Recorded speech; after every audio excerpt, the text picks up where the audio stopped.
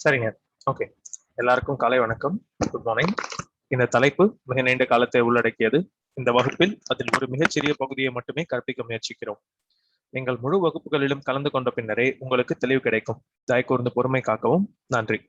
This topic covers a very huge time period. We are attempting to cover a very small portion of it in this class. Kindly reserve judgment after you sit through the full set of classes. Thank you. சரிங்க. இன்னைக்கு நம்ம news paper reading கிளாஸ்ல specifically ஒரு 2-3 டாபிக்கை discuss பண்ண போறோம். நமக்கு என்னென்ன timings இருக்கோ, அது டைமிங் எவ்வளோ அவைலபிள் இருக்கோ அதுக்கு தகுந்த மாதிரி we will decide அடுத்தடுத்த டாபிக்ஸ்க்கு போகலாமா அப்படின்ட்டு. இது வந்து த ஹிந்து இன்னைக்கு பேப்பருடைய ஒரு மெயினான 2 பேஜ் எடுத்து அது ரிலேட்டடா பேச போறோம். 2 பேஜ் அப்படின்னாங்க, சரி ஒரே பேஜ்லயே வந்து 2 முக்கியமான நியூஸ் இருக்கு. சண்டேவை பொறுத்த அளவுக்கு என்ன வரும் அப்படின்னா, சரி கிளியரா பாத்தீங்கன்னா இது வராது, எடிட்டோரியல்ன்ற மாதிரி இருக்காது. there will be some new columns given on Sunday. Especially வந்து இப்போ FAQs அப்படின்னு சொல்லிட்டு ஒரு இது இருக்கும், frequently asked questions அப்படின்ற மாதிரி ஒரு ஏரியா இருக்கும். அந்த ஏரியால தான் we will see today. அதாவது இன்னைய பேப்பர் பாத்தீங்க அப்படின்னா, இந்த FAQ செக்ஷன்ல, அதாவது வேர்ல்டு பேஜ் சயின்ஸ் அண்ட் டெக்குலாம் அடுத்தது வரக்கூடிய ஒரு பேஜ்ல என்ன இருக்கும் அப்படின்னா, 2 முக்கியமான நியூஸ் ஐட்டம்ஸ் இருக்கு. ஒன்னு வந்து அகைன் இந்த பெகசஸ் பத்தி தான். இது வந்து ரொம்ப இன்ஃபர்மேட்டிவாகவும் இருக்கு இந்த நியூஸ். பிளஸ் நமக்கு தேவையான அளவுக்கு இந்த நியூஸை வந்து என்ன பண்ணிருக்காங்கன்னா பிரேக் டவுன் பண்ணிருக்காங்க. அப்படின்னா ஒரு காம்ப்ளெக்ஸான நியூஸ் ஐட்டம், காம்ப்ளெக்ஸுங்கிறது எப்பவுமே ஒரு ஸ்ட்ரெயிட் லைன்ல இருக்காது. நிறைய பாத்தீங்கன்னா அதுல இன்டர்லாப்பிங்ஸ் இருக்கும். ஒரு நியூஸோடைய கான்சிக்வன்ஸ் வேற இதுல இருக்கும். ஒரு ஃபாரின் லா வந்து இதை பாதிச்சிருக்கும். இப்படி காம்ப்ளிகேட்டடா இருக்கக்கூடிய நியூஸை முதல்ல லீனியரா பிரிச்சுட்டு அதை சின்ன சின்ன பகுதியா பிரிச்சு இதுல நமக்கு மோஸ்ட் ரெலவெண்ட் ஆகிய இந்தியன் லாஸ்ல வந்து என்னென்ன இருக்கு, இந்தியன் சிஸ்டம் வந்து எப்படி நம்மளை ப்ரிவென்ட் பண்ணுது அப்படின்ற மாதிரி அதுக்கு தகுந்த மாதிரி ஒரு நியூஸ் ஐட்டம் இது. ஸோ இந்தியா சென்ட்ரிக் பர்ஸ்பெக்டிவ் இந்த நியூஸ்ல இதை படிச்சீங்கன்னா உங்களுக்கு கிடைக்கும். ரெண்டாவது பாத்தீங்கன்னா, where did the centre go wrong on cooperatives அப்படின்னு சொல்லிட்டு கோஆபரேட்டிவ் சொசைட்டிஸ் பத்தி பேசியிருப்பாங்க. இதுல இந்த 97th கான்ஸ்டிடியூஷனல் அமெண்ட்மெண்ட் பத்தியும் பேசியிருப்பாங்க. நம்ம we will speak about all those things. First Pegasus, அப்புறம் இந்த சென்டர். இன்னைக்கு வந்து மெயின் டாபிக்ஸ் அப்படின்னா இது 2 தாங்க. இந்த மெயின் டாபிக்ஸ் எடுத்துட்டு இதை ஃபர்ஸ்ட்ல இருந்து கடைசி வரைக்கும் டீல் பண்றது தான் நம்மளோட பிரைமரி எய்ம். இன்கேஸ் டைம் இருந்தது அப்படின்னா we will go with the next issues. சரிங்களா? அப்ப இதுல இன்னைக்கு இப்ப பாக்குறதுல என்னென்ன டிஃபரன்ஸ் இருக்கும் அப்படின்னா, நம்ம பாக்குறது எல்லாமே ஆல்மோஸ்ட் கொஸ்டின் ஏரியாஸ் தான். But I will provide you examples. ஸ்பெசிஃபிக்கா வந்து இதை வந்து இப்படி ட்விஸ்ட் பண்ணி கேட்கலாம் அப்படின்னு சொல்லி ஒரு 2-3 இடத்துல எக்ஸாம்பிள்ஸ் கொடுப்பேன். பட் அதே மாதிரி எங்கெங்கெல்லாம் ட்விஸ்ட் பண்ணலாம் அப்படின்றத நீங்க தான் புரிஞ்சுக்கணும். சரிங்களா? ரைட். Shall we start?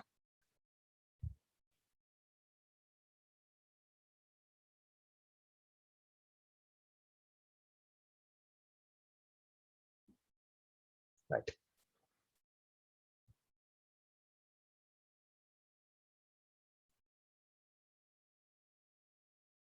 இதுதான் இன்னைக்கு அஜெண்டா. ஓகே.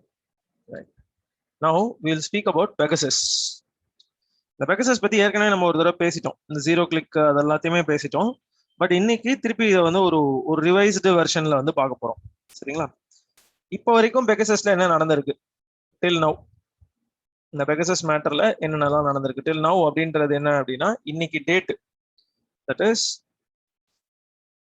25th of ஜூலைல இருந்து 25th of ஜூலை வரைக்கும், 25th of July 2021 சண்டே வரைக்கும் என்னென்ன ஈவெண்ட்ஸ் நடந்திருக்கு அப்படின்றது ஃபர்ஸ்ட் கன்சர்ன். ஓகே. ரைட். முதல்ல இதுல 2 குரூப்ஸ் வந்து இன்வால்வ்டு. ஒன்னு வந்து ஆம்னஸ்டி இன்டர்நேஷனல், ரெண்டாவது ஃபர்பிடன் ஸ்டோரிஸ். நம்ம ஃபர்பிடன் அப்படின்னு பார்த்துருப்போம், பட் இதோடைய ஃபுல் நேம் வந்து என்னதுங்க? Forbidden stories.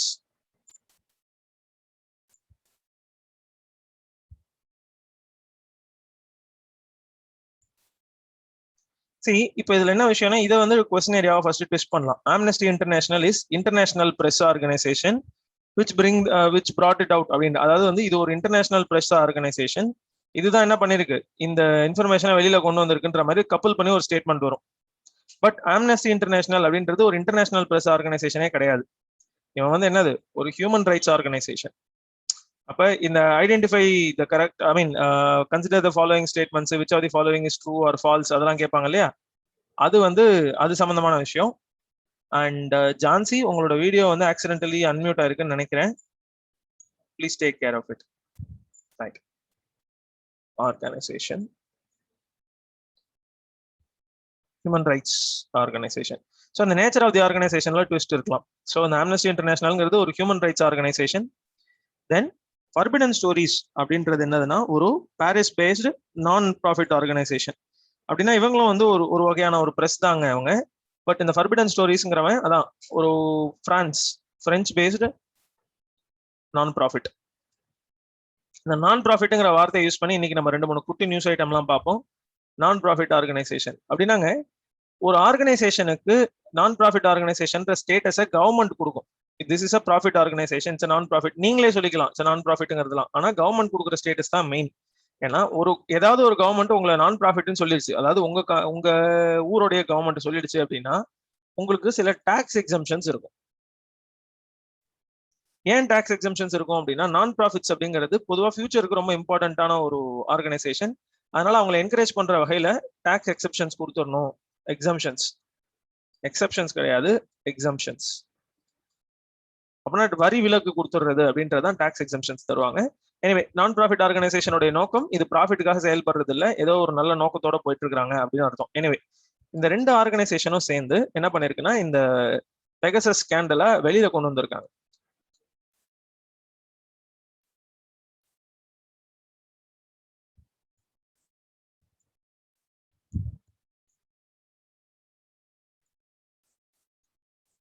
சரி, இப்ப இவங்களுடைய இது வந்து எப்படி போயிருக்கு அப்படின்னா, இப்ப இது வந்து ஒரு ஸ்பைவேரோட நேச்சர் என்ன, அதுக்கும் மத்த டிஃபரெண்டான டார்கெட்டிங் மெத்தட், அதாவது டேப் நாபிங்கா இருக்கட்டும், இல்லைன்னா வந்து ஃபிஷிங், இது மாதிரி எல்லா டெக்னிக்ஸையும் நான் உங்களுக்கு ப்ரீவியஸ் கிளாஸ்ல எக்ஸ்பிளைன் பண்ணிருப்பேன். But this is a spyware அப்படின்றது நமக்கு தெரியும். இது வந்து எங்கெங்கெல்லாம் வந்து இதை ஸ்பைவேரை ஸ்பை பண்றதுக்கு யூஸ் பண்ணியிருக்காங்க அப்படின்னா கிட்டத்தட்ட ஒரு 10 கண்ட்ரிஸ் வரைக்கும் யூஸ் பண்ணியிருக்காங்க. 10 கண்ட்ரிஸ்னா 10 கண்ட்ரிஸ்ல இவங்க யார் மேலாம் யூஸ் பண்ணிருக்காங்க, அப்பான் ஹூம் அப்படிங்கிற ஒரு பெரிய லிஸ்ட் என்ன ஆயிடுச்சு. லிஸ்ட் ஆஃப் டார்கெட்ஸ் அப்படிங்கிறது லீக் ஆகி இந்த ஃபர்பிடன் ஸ்டோரிஸுக்கும் அண்ட் நம்ம ஆம்னஸ்டி இன்டர்நேஷனலுக்கும் தெரிஞ்சு போச்சு. எப்படி தெரிஞ்சது அப்படின்னா அவங்களுடைய சீக்ரெட் சோர்சஸ் மூலமா தெரிஞ்சிருக்கு. பட் அப்படி தெரிஞ்சு போனதும் அந்த லிஸ்ட்ல யார் இருக்காங்கன்னு சொல்லி அனலைஸ் பண்ணி பார்க்கும்போது கிட்டத்தட்ட 10 கண்ட்ரிஸை சேர்ந்த இண்டிவிஜுவல்ஸ் அதுல இருக்காங்க அப்படின்றது இப்ப வரைக்கும் நமக்கு தெரிய வந்திருக்கு. இன்னும் எத்தனை பேர் இருக்கிறாங்கன்னு நமக்கு தெரியாது. ரஃப்லி பாத்தீங்க அப்படின்னா ஒரு 50,000 ஃபோன் நம்பர்ஸ் இப்ப வரைக்கும் அந்த லிஸ்ட்ல வந்து இருக்கு. 50,000 ஃபோன் நம்பர்ஸ். இதுல ரொம்ப பெரிய ஆட்கள் யாரு அப்படின்னு பாத்தீங்கன்னா சில முக்கியமான ஜேர்னலிஸ்ட் மேலதான் இந்த ஸ்பைவேர் யூஸ் பண்ணப்பட்டிருக்கு அப்படின்றது இந்த லிஸ்ட் மூலமா, இந்த லிஸ்ட்ல இருக்கிறவங்கள அந்த அனலைஸ் பண்றப்ப தெரிய வருது. 50,000 ஃபோன் நம்பர்ஸ்னா 50,000 இண்டிவிஜுவல்ஸ் அப்படின்னு நீங்க நினைச்சுக்க கூடாது. 50,000 ஃபோன் நம்பர்ஸ் மீன்ஸ் ஒரே ஆள் வந்து மல்டிபிள் ஃபோன் நம்பர் வச்சிருக்கலாம். இப்போ ஒரு எக்ஸாம்பிளுக்கு சொல்லணும்னா இந்த நம்ம சுப்ரீம் கோர்ட்ல chief justice of India Ranjan Gogoi இருந்த சமயத்துல ஏற்பட்ட ஒரு செக்ஷுவல் அசால்ட் ஸ்கேண்டல், அதாவது செக்ஷுவல் அசால்ட் அலிகேஷன்ஸ் இருக்கு இல்லையா, அதாவது குற்றச்சாட்டுகள், பாலியல் குற்றச்சாட்டுக்கான குற்றச்சாட்டை வைக்கிற அந்த ஃபேமிலி, அந்த லேடியோட ஃபேமிலி, அதாவது அந்த லேடியோடைய ஹஸ்பண்டோடைய ஃபோன் நம்பர்ஸும் ட்ராக் ஆயிருக்கு. அவர் பாத்தீங்கன்னா 8 நம்பர் வச்சிருக்காரு. அதாவது அவருடைய இதுன்னு தெரிய வந்ததும் 8 நம்பர் அவர் வச்சிருக்காருன்றதும் தெரிய வந்துருச்சு அந்த ஒருத்தர். அப்ப 50,000 ஃபோன் நம்பர்ஸ்னா 50,000 இண்டிவிஜுவல்ஸ் அப்படின்னு நீங்க புரிஞ்சுக்காதீங்க. That is also important. இதெல்லாம் வந்து ஒரு சில்லியா இருக்கலாம், பட் இதுல எல்லாம் ட்விஸ்ட் வரலாம். 50,000 இண்டிவிஜுவல்ஸ் இப்போ வரைக்கும் டார்கெட் பண்ணிருக்காங்க அப்படின்னு சொன்னா அது தப்பு. 50,000 ஃபோன் நம்பர்ஸ் அந்த லிஸ்ட்ல இருக்கு. There is a difference. சரிங்களா? சரி, இதுல ஜேர்னலிஸ்ட் இருக்கிறாங்க, மினிஸ்டர்ஸ்,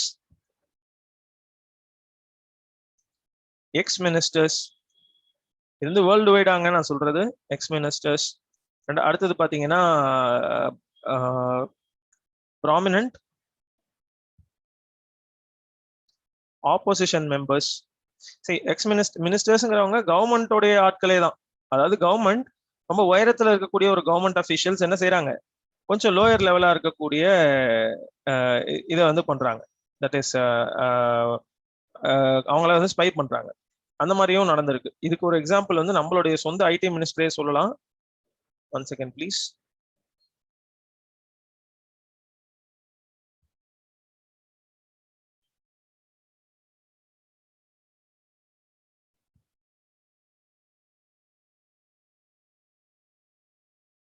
சரிங்க. ஸோ ப்ராமினன்ட் அப்போ கவர்மெண்ட்டுக்குள்ள இருக்கிற ஆட்களே இதுல பாதிக்கப்பட்டதாக தெரியுது. Prominent opposition leaders. அடுத்தது பாத்தீங்க அப்படின்னா சில கான்ஸ்டிடியூஷனல் பொசிஷன்ல இருக்கிறவங்க. கான்ஸ்டிடியூஷனல் பொசிஷன்ஸ் அப்படின்னா கான்ஸ்டிடியூஷன்ல நேரடியா சொல்லப்பட்டிருக்கக்கூடிய சில ஏஜென்சிஸோட ஹெட் இல்ல எக்ஸ் ஹெட். கான்ஸ்டிடியூஷனல் பொசிஷன்ஸ் அப்படின்னு வரும்போது பாத்தீங்கன்னா நம்ம எக்ஸ் எலெக்ஷன் கமிஷனர், அது மாதிரி சிபிஐ எக்ஸ் சிபிஐ சீஃப்.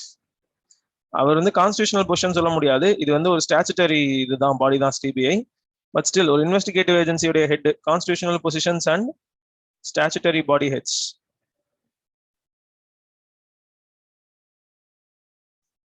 இப்படி இது வரைக்கும் இந்த லிஸ்ட்ல இவங்கள மாதிரியான ஆட்கள் இதுல பாதிக்கப்பட்டிருக்காங்க, இவங்க எல்லாம் விக்டிம்ஸா இருந்திருக்காங்கன்றது இப்போ வரைக்கும் நமக்கு தெரியும். இனிமேதான் நமக்கு என்ன விஷயம் அப்படின்றது தெரியும். சரி, இந்த Amnesty international and forbidden stories, இவங்க மட்டும் இந்த ஸ்டோரியை பிரேக் பண்ணல. இவங்க ஏற்கனவே என்ன பண்ணிட்டாங்க, இவங்க மூலமா வெளியில வந்திருக்கு அப்படின்னு சொல்லும்போது அதுக்கு என்ன meaning? they have already shared it with some 18 media houses all over the world. கிட்டத்தட்ட ஒரு 18 வகையான மீடியா ஹவுசஸ்க்கு பண்ணிருக்காங்க. Print and electronic media. Print electronic media. Electronic மீடியான்றது வெறும் சோசியல் மீடியால மட்டும் இருக்கிறது, பிளாக்ஸ் அந்த மாதிரி இருக்கிறது. இதுல வந்து பாத்தீங்கன்னா இந்தியால இருந்து த வயர்ன்ற மேகசின், இது வந்து இந்தியால இது ஒரு ஆன்லைன் பேஸ்ட் மேகசின் தான் அது. அடுத்தது பாத்தீங்கன்னா த கார்டியன், இது யுனைடெட் கிங்டம் பேஸ்டா இருக்கக்கூடிய ஒரு இது. இவங்களுடைய ஃபவுண்டர்ஸ் அண்ட் எடிட்டர்ஸ், அதாவது ஜேர்னலிஸ்ட் நிறைய பேர் பாதிக்கப்பட்டிருக்காங்கன்னு சொன்னோம் இல்லையா, இவங்க எல்லாமும் உளவு பார்க்கப்பட்டிருக்காங்க, தட் இஸ் ஸ்பை பண்ணப்பட்டிருக்காங்க. அப்ப இந்த லிஸ்ட்ல இருக்கக்கூடியவங்க எல்லாம் யாரு டார்கெட் பண்ணாங்க அப்படின்னு பார்க்கும்போது இந்த யாரு அந்த சோர்ஸ் தான் பாத்தீங்கன்னா இப்போ வரைக்கும் ஒரு பெரிய டிஃபிகல்ட்டியா இருக்கு. பட் அந்தந்த கண்ட்ரியில பாதிக்கப்பட்டவங்களுடைய நேச்சரை பார்க்கும்போது ரொம்ப சிம்பிளா நீங்க என்ன கன்க்ளூட் பண்ணிடலாம் அப்படின்னா, இவ்வளவு பேரையும் வந்து இவ்வளவு வித்தியாசமான ஒரு டைவர்ஸான கிரௌடு. நல்லா புரிஞ்சுக்குங்க. இப்ப இதுல ஏதாவது ஒரு set of people, 2 set of பீப்புளை நீங்க டார்கெட் பண்ணா உங்களை வேற யாரோ ஒருத்தர் அட்டாக் பண்ணிட்டாங்கன்ற அளவுக்கு அதை ஜஸ்டிஃபை பண்றதுக்கு வாய்ப்பு இருக்கு. வேறஸ் இவ்வளவு டைவர்ஸ் நேச்சர் ஆஃப் பீப்புள் இருக்கிற இடத்துல இவங்க எல்லாருக்கும் அகெயின்ஸ்டா அஜெண்டா இருக்கிறது இல்ல, இவங்க எல்லாருக்கும் ஒரு அஜெண்டா அகெயின்ஸ்டா யார் மேல இருந்தது அப்படின்னு பாத்தீங்கன்னா கவர்மெண்ட் மேலதான் இருந்தது. அப்ப there is a good chance that government did this அப்படின்ட்டு இப்போ வரைக்கும் அலிகேஷன்ஸ் இருக்கு. சரி, இந்த அலிகேஷன்ஸ் அப்படியே ஒரு பக்கம் இருக்கட்டும். சரி, இதை எப்படி கன்ஃபார்ம் பண்ணாங்க அப்படின்னு பார்க்கும்போது ஆம்னஸ்டி இன்டர்நேஷனல் என்ன பண்ணிருக்கு, தன்னோட செக்யூரிட்டி லேப், ஆம்னஸ்டி இன்டர்நேஷனல் இது ஒரு ஹியூமன் ரைட்ஸ் ஆர்கனைசேஷன் அப்படின்றதுனால மனிதர்களுக்கு எதிராக ஏற்படக்கூடிய கிரைம்ஸை இன்வெஸ்டிகேட் பண்றதுக்குன்னு சொல்லி அவங்க சில ஃபோரன்சிக்ஸ் லேப்ஸ் வச்சிருப்பாங்க.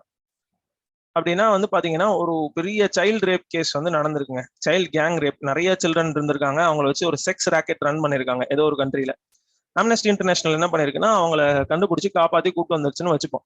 சரி, இதெல்லாம் லா என்ஃபோர்ஸ்மெண்ட் ஏஜென்சிஸ் பண்ண வேண்டிய வேலை தானே. இவங்க ஒரு என்ஜிஓ, நான் கவர்மெண்ட் ஆர்கனைசேஷன், இன்டர்நேஷனல் ஆர்கனைசேஷன், இவங்களுக்கு என்ன வேலை அப்படின்னு பார்க்கும்போது எஸ், இவங்க எல்லாரும் என்ன செஞ்சிருப்பாங்கன்னா இது மாதிரி ப்ராஜெக்ட்ஸ் எல்லாம் இன்வால்வ் ஆயிருப்பாங்க. ஸோ அவங்க என்ன செய்வாங்க, ஃபாரன்சிக்ஸ் லேப் வச்சு என்ன நடந்திருக்குன்றதை எக்ஸாமின் பண்ணுவாங்க. அப்படிப்பட்ட ஃபாரன்சிக்ஸ் லேப்ல வந்து பாத்தீங்கன்னா பயாலஜிக்கல் லேப், மெடிக்கல் லேப், நிறைய டிவிஷன்ஸ் இருக்கும். அதுல ஒன் ஆஃப் தி டிவிஷன் என்ன அப்படின்னா சைபர் ஃபாரன்சிக் லேப். அந்த சைபர் ஃபாரன்சிக் லேப்ல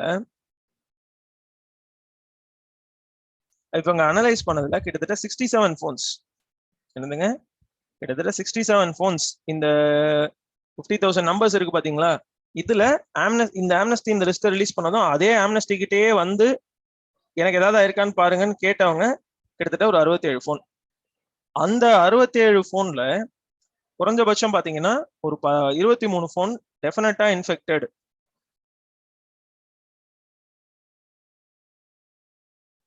அப்படின்ட்டு கண்டுபிடிச்சிருக்காங்க. அண்ட் கிட்டத்தட்ட 14 போன்ஸ்ல வந்து அட்டெம்ப்டட் இன்ஃபெக்ஷன், அட்டெம்ப்டட் பெனட்ரேஷன், அதாவது இதுல இந்த இடத்துல அட்டெம்ப்ட் தான் இருக்கு, இட் வாஸ் அன்சக்சஸ்ஃபுல், பட் இதை வந்து உங்க மேல யூஸ் பண்ணிருக்காங்க அப்படின்ட்டு. அப்ப இந்த 14 அட்டெம்ப்டட் அண்ட் சக்சஸ்ஃபுல் கொடுத்துருக்காங்க இல்லையா, இதை பத்தி நீங்க என்ன, இது வந்து கொஞ்சம் ஆஃபன் நெக்லெக்டடான ஒரு ஏரியா, பட் இதை தான் நீங்க புரிஞ்சுக்கணும். See, Pegasus is not something that is unavoidable. இதுல இருந்து தப்பிக்கவே முடியாது அப்படின்ட்டுலாம் இல்லை, தப்பிக்கிறது கஷ்டம். It is not unavoidable, but it is very difficult to avoid. ரெண்டுத்துக்கும் டிஃபரன்ஸ் இருக்கு. இதுல இருந்து அப்படியே தப்பிச்சிடலாம் அப்படின்னு நினைக்கும் போது டிஃபிகல்ட் டு அவாய்ட், அவ்வளவுதான், அவாய்டபிள் கிடையாது.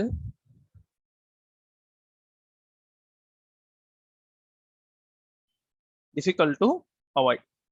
அப்ப இந்த 14 போனை வந்து ஒன்னு அன்சக்சஸ்ஃபுல் அப்படின்னா either it is difficult to avoid or இந்த 14 போன்ஸ், அதாவது அவங்கள்ட்ட கிடைச்ச 14 போன்ஸ் வந்து பாத்தீங்கன்னா வெரி வெல் ப்ரொடெக்டட் அப்படி இருக்கலாம்.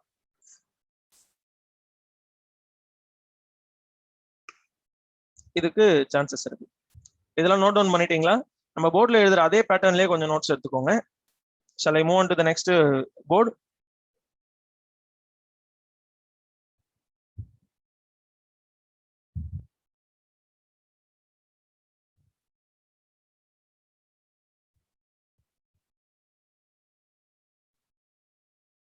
சரி, I'll move on to the next slide. இப்ப பாருங்களேன், இதுல வந்து நிறைய மெத்தட்ஸ் வந்து யூஸ் பண்ணிருக்காங்க. இப்ப இப்படி வச்சுப்போமே, Pegasus 1.2.1.apk அப்படின்ற மாதிரி இது ஒரு ஆப்பா இருக்கு. இது வந்து வெர்ஷன் 1.2.1 வெர்ஷன். அப்புறம் 1.2.3, 1.2.36, 2.3.1, 2.4.16 இப்படி டிஃபரெண்ட் வெர்ஷன்ஸ். எந்த இப்ப நான் எழுதிருக்கிற நம்பர்லாம் இமேஜினரி நம்பர்ஸ் தாங்க, அது வந்து ஒரு ஆக்சுவல் பெகசஸ் வெர்ஷன்ஸ்லாம் கிடையாது. பட் இதுல ஏர்லியர் வெர்ஷன்ஸ் அப்படின்னு இது வந்து ஒன்றும் புது வைரஸ்லாம் கிடையாதுங்க, ஏற்கனவே இந்த மாதிரி ஸ்பைவேர் யூஸ் பண்ணியிருக்கிறாங்க.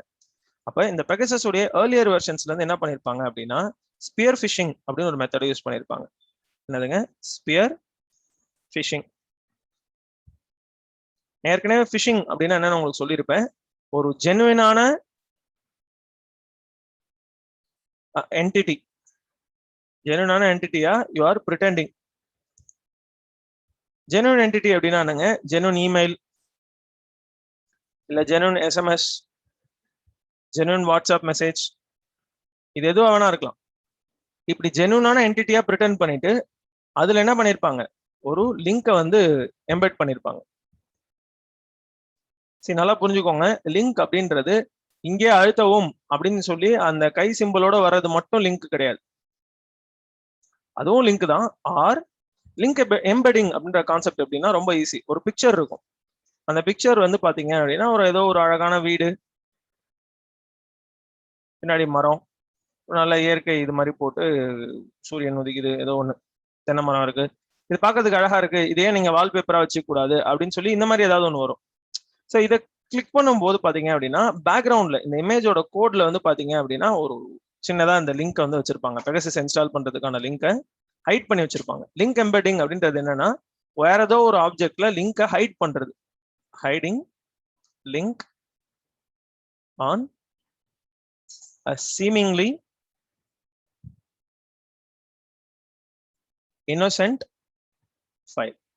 அப்ப ஒரு பிரச்சனையற்ற ஒரு சாதாரண ஃபைல் நம்ம நினைக்கிற ஒரு ஃபைல்ல பேக்ரவுண்ட்ல இதை ஹைட் பண்றது. பட் லைக் ஐ டோல்ட், ஏற்கனவே இதுக்கு என்ன செய்யணும்? a response from the victim is mandatory. இந்த மெத்தட்ஸ்ல எல்லாம் விக்டிம்ஸ் என்ன பண்ணி ஆகணும்? நீங்க ஏதாவது கையை வச்சாலோ அழுத்தினாலோ தான் இது வேலை செய்யுமே தவிர இல்லைன்னா வேலையை செய்யாது. இது வந்து ஒரு earlier version of Telegram, earlier version of Pegasus. அதுல ஏற்கனவே பழசா யூஸ் பண்ணிட்டு இருந்த ஒரு சிஸ்டம். அப்பவே இது ஒரு பவர்ஃபுல்லான விஷயம் தான். தொட்டாலே போயிடும் அப்படின்னா நமக்கு சொல்ல முடியாதுங்க எது நமக்கு ஜென்யூன் எது இல்லைன்றதுக்கு. Always we cannot del.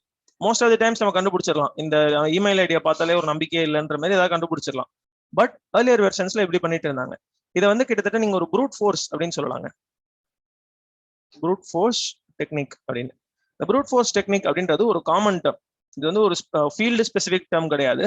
ஐடியை பொறுத்த அளவுக்கு ப்ரூட் ஃபோர்ஸ் டெக்னிக் அப்படின்னா ஒரு கோடு இருக்கு. ஒரு கோடுங்கிறத விட ஒரு ஏடிஎம் பின் இருக்குன்னு வச்சுங்க. 1 2 3 4 4 டிஜிட் ஏடிஎம் பின். இது வெறும் நியூமரிக் கோடு தான். இது வந்து this is not an alphanumeric code, it's numeric code. அப்ப 0 0 0 0 அப்படின்னு ட்ரை பண்றது, அப்புறம் 0 0 0 1 அப்படின்னு ட்ரை பண்றது, 0 0 0 2 ட்ரை பண்றது, இப்படி ஆல் பாசிபிள் காம்பினேஷன்ஸ் இருக்கு பாத்தீங்களா? அதை ட்ரை பண்ணி பார்த்து ஏதாவது ஒண்ணு ஏதாவது ஒன்று வேலை செய்தா அப்படின்றத கண்டுபிடிக்கிறது தான். இந்த மாதிரி ஒரு மெத்தடை ஃபாலோ பண்றது தான் என்ன அப்படின்னா fruit force technique. Fruit force டெக்னிக்கை நீங்க எல்லா இடத்துலையும் பயன்படுத்த முடியாது. ஒரு எக்ஸாம்பிள் சொல்லணும்னா ஏடிஎம் மிஷினை போயிட்டு நீங்க ஒருத்தரோட கார்டை பிசிக்கலா ஹேக் பண்ணணும்னு நினைக்கிறீங்க. நீங்க போய் என்ன செய்ய முடியாது, எல்லா 4 லெட்டர் காம்பினேஷன்ஸையும் அங்க போய் யூஸ் பண்ண முடியாது. சரிங்களா? இது வந்து 4 letter combination with rearrangement. Rearrangement has meaning. அதாவது 1 2 3 4க்கும் 1 2 4 3க்கும் வேற வேற மீனிங் இருக்கு. அதே கேரக்டர்ஸ் தான், ஆனா வேற வேற இடத்துல வரும்போது வேற வேற மீனிங் இருக்கு. ஸோ இதுக்கு வந்து பெர்முடேஷன் அண்ட் காம்பினேஷன் ரெண்டுமே நீங்க யூஸ் பண்ணணும். கரெக்டுங்களா? அப்ப இப்படி பண்றதுக்கு பேர் ப்ரூட் ஃபோர்ஸ் டெக்னிக். இந்த ப்ரூட் ஃபோர்ஸ் டெக்னிக்கை நீங்க எல்லா இடத்துலயும் யூஸ் பண்ண முடியாது. ஸ்பியர் ஃபிஷிங் கொடுத்துருக்காங்க இல்லையா? ஸ்பியர் ஃபிஷிங் அப்படின்னா ஒன்றும் கிடையாது. இப்படிதான் வச்சுங்களேன். ஒரு டார்கெட் இருக்கு. நீங்க சாதாரணமா வந்து இந்த ஆர்ச்சரியில எல்லாம் பார்த்துருக்கலாம். ஒரு டார்கெட் அப்படின்றதுல இப்படி மல்டிபிள் ரவுண்ட்ஸ் இருக்கும். சென்டர்ல பாத்தீங்கன்னா இப்படி கலர் அடிச்சு வச்சிருப்பாங்க.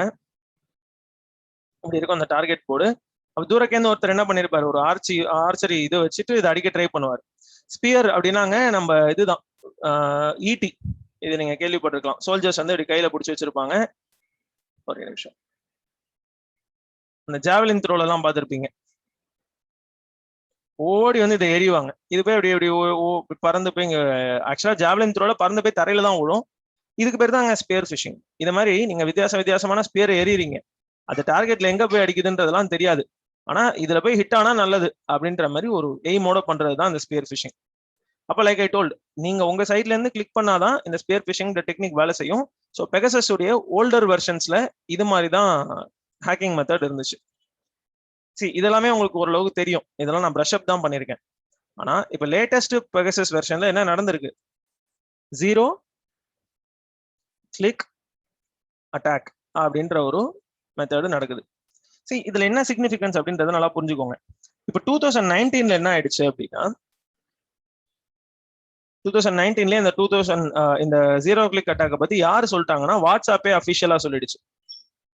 வாட்ஸ்அப் என்ன சொல்லிடுச்சுன்னா, எங்க செக்யூரிட்டி பிளாட்ஃபார்ம்ல வாட்ஸ்அப்ல என்ன செய்ய முடியுது, இப்படி ஒரு வைரஸ் வந்து, அதாவது இப்படி ஒரு ஸ்பை வேற யூஸ் பண்றாங்க. இதுக்கு வந்து என்ன நடக்குது, நீங்க வந்து எந்த ஒரு உங்க சைட்ல இருந்து எந்த ரெஸ்பான்ஸும் பண்ணலனாலும் நீங்க இன்ஃபெக்ட் ஆகிறதுக்கான வாய்ப்பு இருக்கு. எப்படி, வாட்ஸ்அப் கால்ஸ் இருக்கு இல்லையா, இந்த வாட்ஸ்அப் கால்ஸ்ல சடனா ஒரு மிஸ்டு கால் வரும். நீங்க அதை அட்டன் பண்ணலன்னா கூட அட்டன் பண்றதுக்கு முடியாது. சடனா மிஸ்டு கால் வந்ததுக்கு ஒரு இது வரும். அண்ட் தென் நம்ம கால் லாக், அதாவது கால்ஸ் இருக்கக்கூடிய அந்த ரெக்கார்டு இருக்கு பாத்தீங்களா, அதுல இந்த பெகசஸ் தொடர்பான நம்பர்ல இருந்து ஒன்று வந்திருக்கு, ஏதோ ஒரு நம்பர். இந்த நம்பருக்கான லாகே வந்து எரேஸ் ஆயிடும். ஆட்டோமேட்டிக்கா இதுவே எரேஸ் பண்ற அளவுக்கு அதை பண்ணிட்டாங்க. அப்பதான் சைபர் வெப்பன் கிளாஸிஃபை பண்ணுவாங்க. இதெல்லாம் ஓகே. ஆனால் இது எப்படி உள்ள வருது, எப்படி வந்து இந்த மாதிரி உங்களுக்கு வாட்ஸ்அப் கால் பண்ணுது அப்படின்ட்டுலாம் பார்க்கும்போது இங்கதாங்க ஒரு ஒரு விஷயம். இப்ப வந்து 0 கிளிக் அட்டாக்ன்ற டேர்ம் உங்களுக்கு தெரியும். இதை நான் ஏற்கனவே உங்களுக்கு இன்ட்ரடியூஸ் பண்ணிட்டேன். என் கிளாஸ் அட்டன் பண்ணவங்களுக்கு இது தெரியும் இல்லையா? இன்னைக்கு வேற ஒரு புது டேர்ம் சொல்ல போறேன், இதோடைய கண்டினியூஷன். 0 டே அட்டாக். என்னங்க 0 டே அட்டாக்? 0 டே அட்டாக் அப்படின்றது என்னன்னா, attacking the weak spots in the device about which, இது அப்படியே எழுதிக்கோங்க, about which the manufacturers themselves are not aware. அப்படின்னா வீக்கெண்ட் கிளாஸ்க்கு இது சொல்லலையா? சரி பரவாயில்ல, அதான் நல்ல வேலை. நான் பேசிக்ல இருந்தே அப்படியே போயிட்டு இருக்கேன். So most of the stuff will be covered in this thing itself. இது அப்படியே எல்லாரும் காப்பி பண்ணுங்க.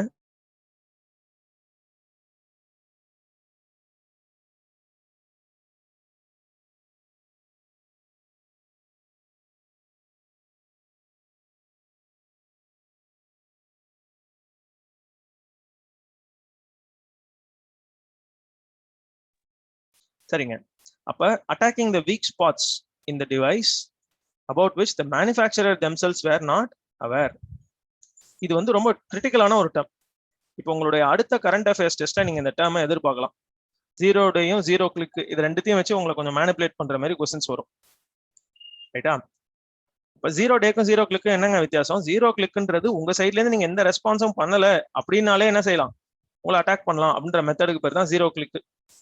0 டே அப்படின்னா உங்க போனுக்கு உங்க போன் இருக்கு இல்லையா, அதுக்குன்னு சொல்லிட்டு ஒரு ஓஎஸ் சோர்ஸ் கோடு வந்து ஒன்று இருக்கும்.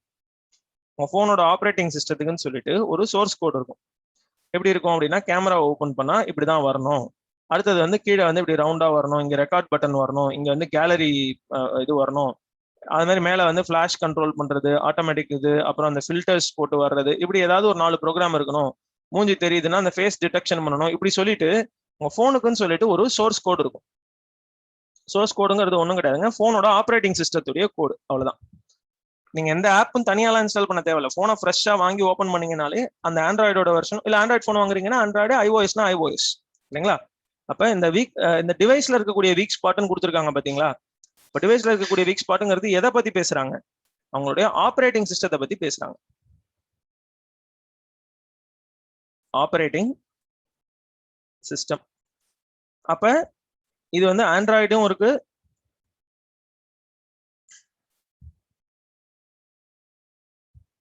ஐஓஎஸும் இருக்கு. ஐஓஎஸ்ன்றது ஆப்பிளோடது இல்லையா? ஆப்பிள் ஐஓஎஸும் இதுல வரும். அப்ப ஆண்ட்ராய்டு என்ன பண்ணும்? நீங்க ஒரு ஃப்ரெஷ்ஷா ஒரு ஆண்ட்ராய்ட் போன் இன்ஸ்டால் பண்றீங்க அப்படின்னா என்னென்ன வரும்? அதுல கூகுள் போட்டோஸ் இருக்கும், கூகுள் போட்டோஸ்னு ஒரு ஆப் இருக்கும். வேற என்ன இருக்கும்? மெசேஜஸ் அப்படின்றது கூகுளோட வெர்ஷனே இருக்கும். அது மாதிரி கேமரா இருக்கும். ஒரிஜினல் ஆண்ட்ராய்ட் போன்ல கேலரியே கிடையாதுங்க, கூகுள் போட்டோஸ் மட்டும் தான் இருக்கும். அண்ட் தென் வேற என்னென்ன இருக்கும்? ஃபோன் அப்படின்னு சொல்லிட்டு டிஃபால்ட்டா ஃபோன் பண்ணக்கூடிய அந்த ஃபோன் ஆப் இருக்கும். கூகுள் கான்டாக்ட்ஸ் இருக்கும். இதெல்லாம் பியூர் ஆண்ட்ராய்ட் ஃபோன் வாங்கினீங்கன்னா இருக்கும். சாம்சங் அந்த மாதிரி வேற வெர்ஷன் ஆண்ட்ராய்ட்லேயே கொஞ்சம் எம்பெடட், அதாவது டெவலப்டு வெர்ஷன் மாதிரி வர்றவங்கலாம் அவனுக்குன்னு சொல்லிட்டு என்ன வச்சிருப்பான்? இந்த டிஃபால்ட் ஆப்ஸ்ன்னு வச்சிருப்பான். டிஃபால்ட் ஆப்ஸ்ங்கிறது என்னது? ஃபோனுடைய மேனுஃபேக்சரரே செஞ்சு அவனே டெவலப் பண்றது, இல்ல மேனுஃபேக்சரர் யாராவது ஒரு பெரிய ஆள் கிட்ட குத்தகைக்கு எடுத்து, ஒரு வாடகைக்கு எடுக்கிற மாதிரி எடுத்து அவன்கிட்ட அந்த சோர்ஸ் கோடை வாங்கி அதை மாடிஃபை பண்ணி தன்னோட ஓன் வெர்ஷன் மாதிரி ரிலீஸ் பண்றது. அது அந்த மாதிரி வர்றது மேனுஃபேக்சரரோட சேர்த்து வர்றது தான் என்னது? இந்த டிஃபால்ட் ஆப்ஸ். இந்த டிஃபால்ட் ஆப்ஸ்ல இருக்கக்கூடிய security vulnerabilities or security gaps, இதை டார்கெட் பண்றது தான் இப்ப இருக்கக்கூடிய லேட்டஸ்ட் இந்த 0 கிளிக் அட்டாக் பின்னாடி இருக்கக்கூடிய லாஜிக். ஒரு எக்ஸாம்பிள் சொல்லணும் அப்படின்னா, இந்த ஐபோன் இருக்கு பாத்தீங்களா? இந்த மாதிரி இந்த செக்யூரிட்டி வல்னரபிலிட்டி கேப்ஸ்ன்னு சொல்றோம் இல்லையா? இதை தான் நம்ம வேற ஒரு பாஷையில எப்படி சொல்லுவோம்னா பக்ஸ் அப்படின்னும். பக்ஸ்னா பூச்சி இல்லையா? பக்ஸ்ன்னு சொல்லும் போது இப்போ ஒரு ஆப் சடனா கிராஷ் ஆகுது, இல்லைன்னா வந்து நீங்க சப்மிட்னு கொடுத்தா சப்மிட் ஆக மாட்டுது, 2 தடவை கிளிக் பண்ணாதான் சப்மிட் ஆகுது, சம் கைண்ட் ஆஃப் பக் அப்படின்ட்டு நீங்க பேசிட்டு போயிடுவீங்க. பக்னா ஒன்றும் கிடையாதுங்க, அதுல இருக்கக்கூடிய ஒரு சின்ன டிஃபெக்ட். யூடியூபும் அதுலயே வர்றதுதான், ஐ அக்ரி. ஸோ இதெல்லாம் வந்து அந்த ஆப்லயே இருக்கக்கூடிய சில டிஃபெக்ட், இல்ல அது இன்னும் இன்கம்ப்ளீட்டா இருக்கு அந்த ஆப், அதுல இந்த மாதிரி பிரச்சனையெல்லாம் இன்னும் தீர்த்து வைக்கல அப்படின்றதுதான். புரியுதுங்களா? இதுல நம்மலாம் வேற ஒண்ணு செய்வோம். நான் ஒரு நிமிஷம், நான் இதை டெவலப்பர் மோடுன்னு ஒன்று செய்வோம், நான் அதையும் இதுல சொல்லிட்டு அடுத்த பேஜுக்கு நான் வந்துடுறேன். அதுக்குள்ள நீங்க இதெல்லாம் காப்பி பண்ணிக்கோங்க. டெவலப்பர் மோடு, இந்த டெவலப்பர் மோடுங்கிற வார்த்தையை நீங்க கேட்டிருப்பீங்க, ஞாபகம் இருக்கா? நிறைய ஆப்ஸுக்கு நம்மளே போய் வாலண்டியரா கொடுப்போம். கூகுள் பிளே ஸ்டோர்ல போயிட்டு புதுசா இருக்கக்கூடிய ஆப்ஸ் ஒரு சிலதுக்கு பீட்டா டெஸ்டர் இல்ல டெவலப்பர் அப்படின்னு சொல்லிட்டு நம்ம போய் ஒரு எஸ் இந்த ப்ரோக்ராம்ல நான் பார்ட்டிசிபேட் பண்ண விருப்பப்படுறேன் அப்படின்னு சொல்லி டிக் பண்ணிட்டு வந்துருவோம். பிளே ஸ்டோர்ல இப்படி இருக்கும்.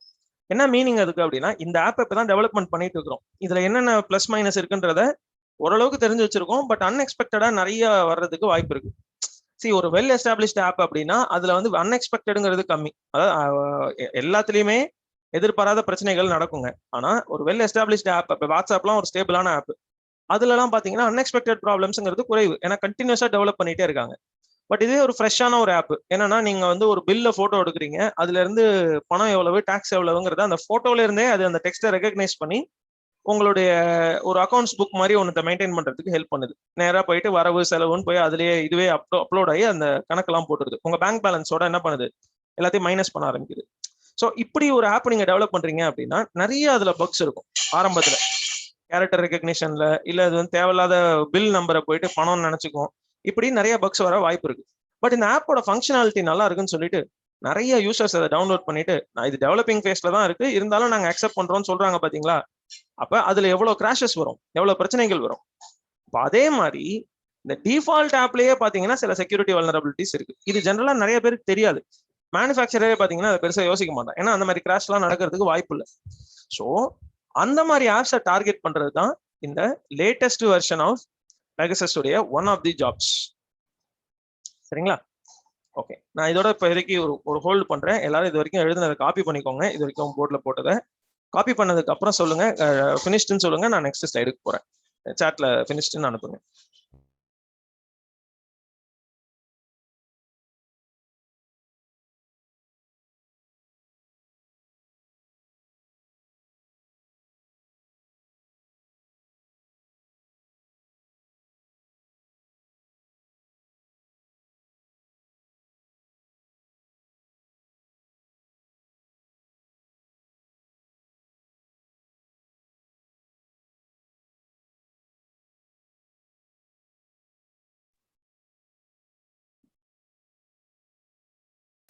என்னங்க கம்ப்ளீட் பண்ணிட்டீங்களா?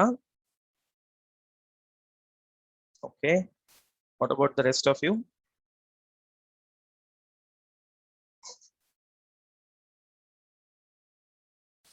இன்னும் ஒருத்தர்?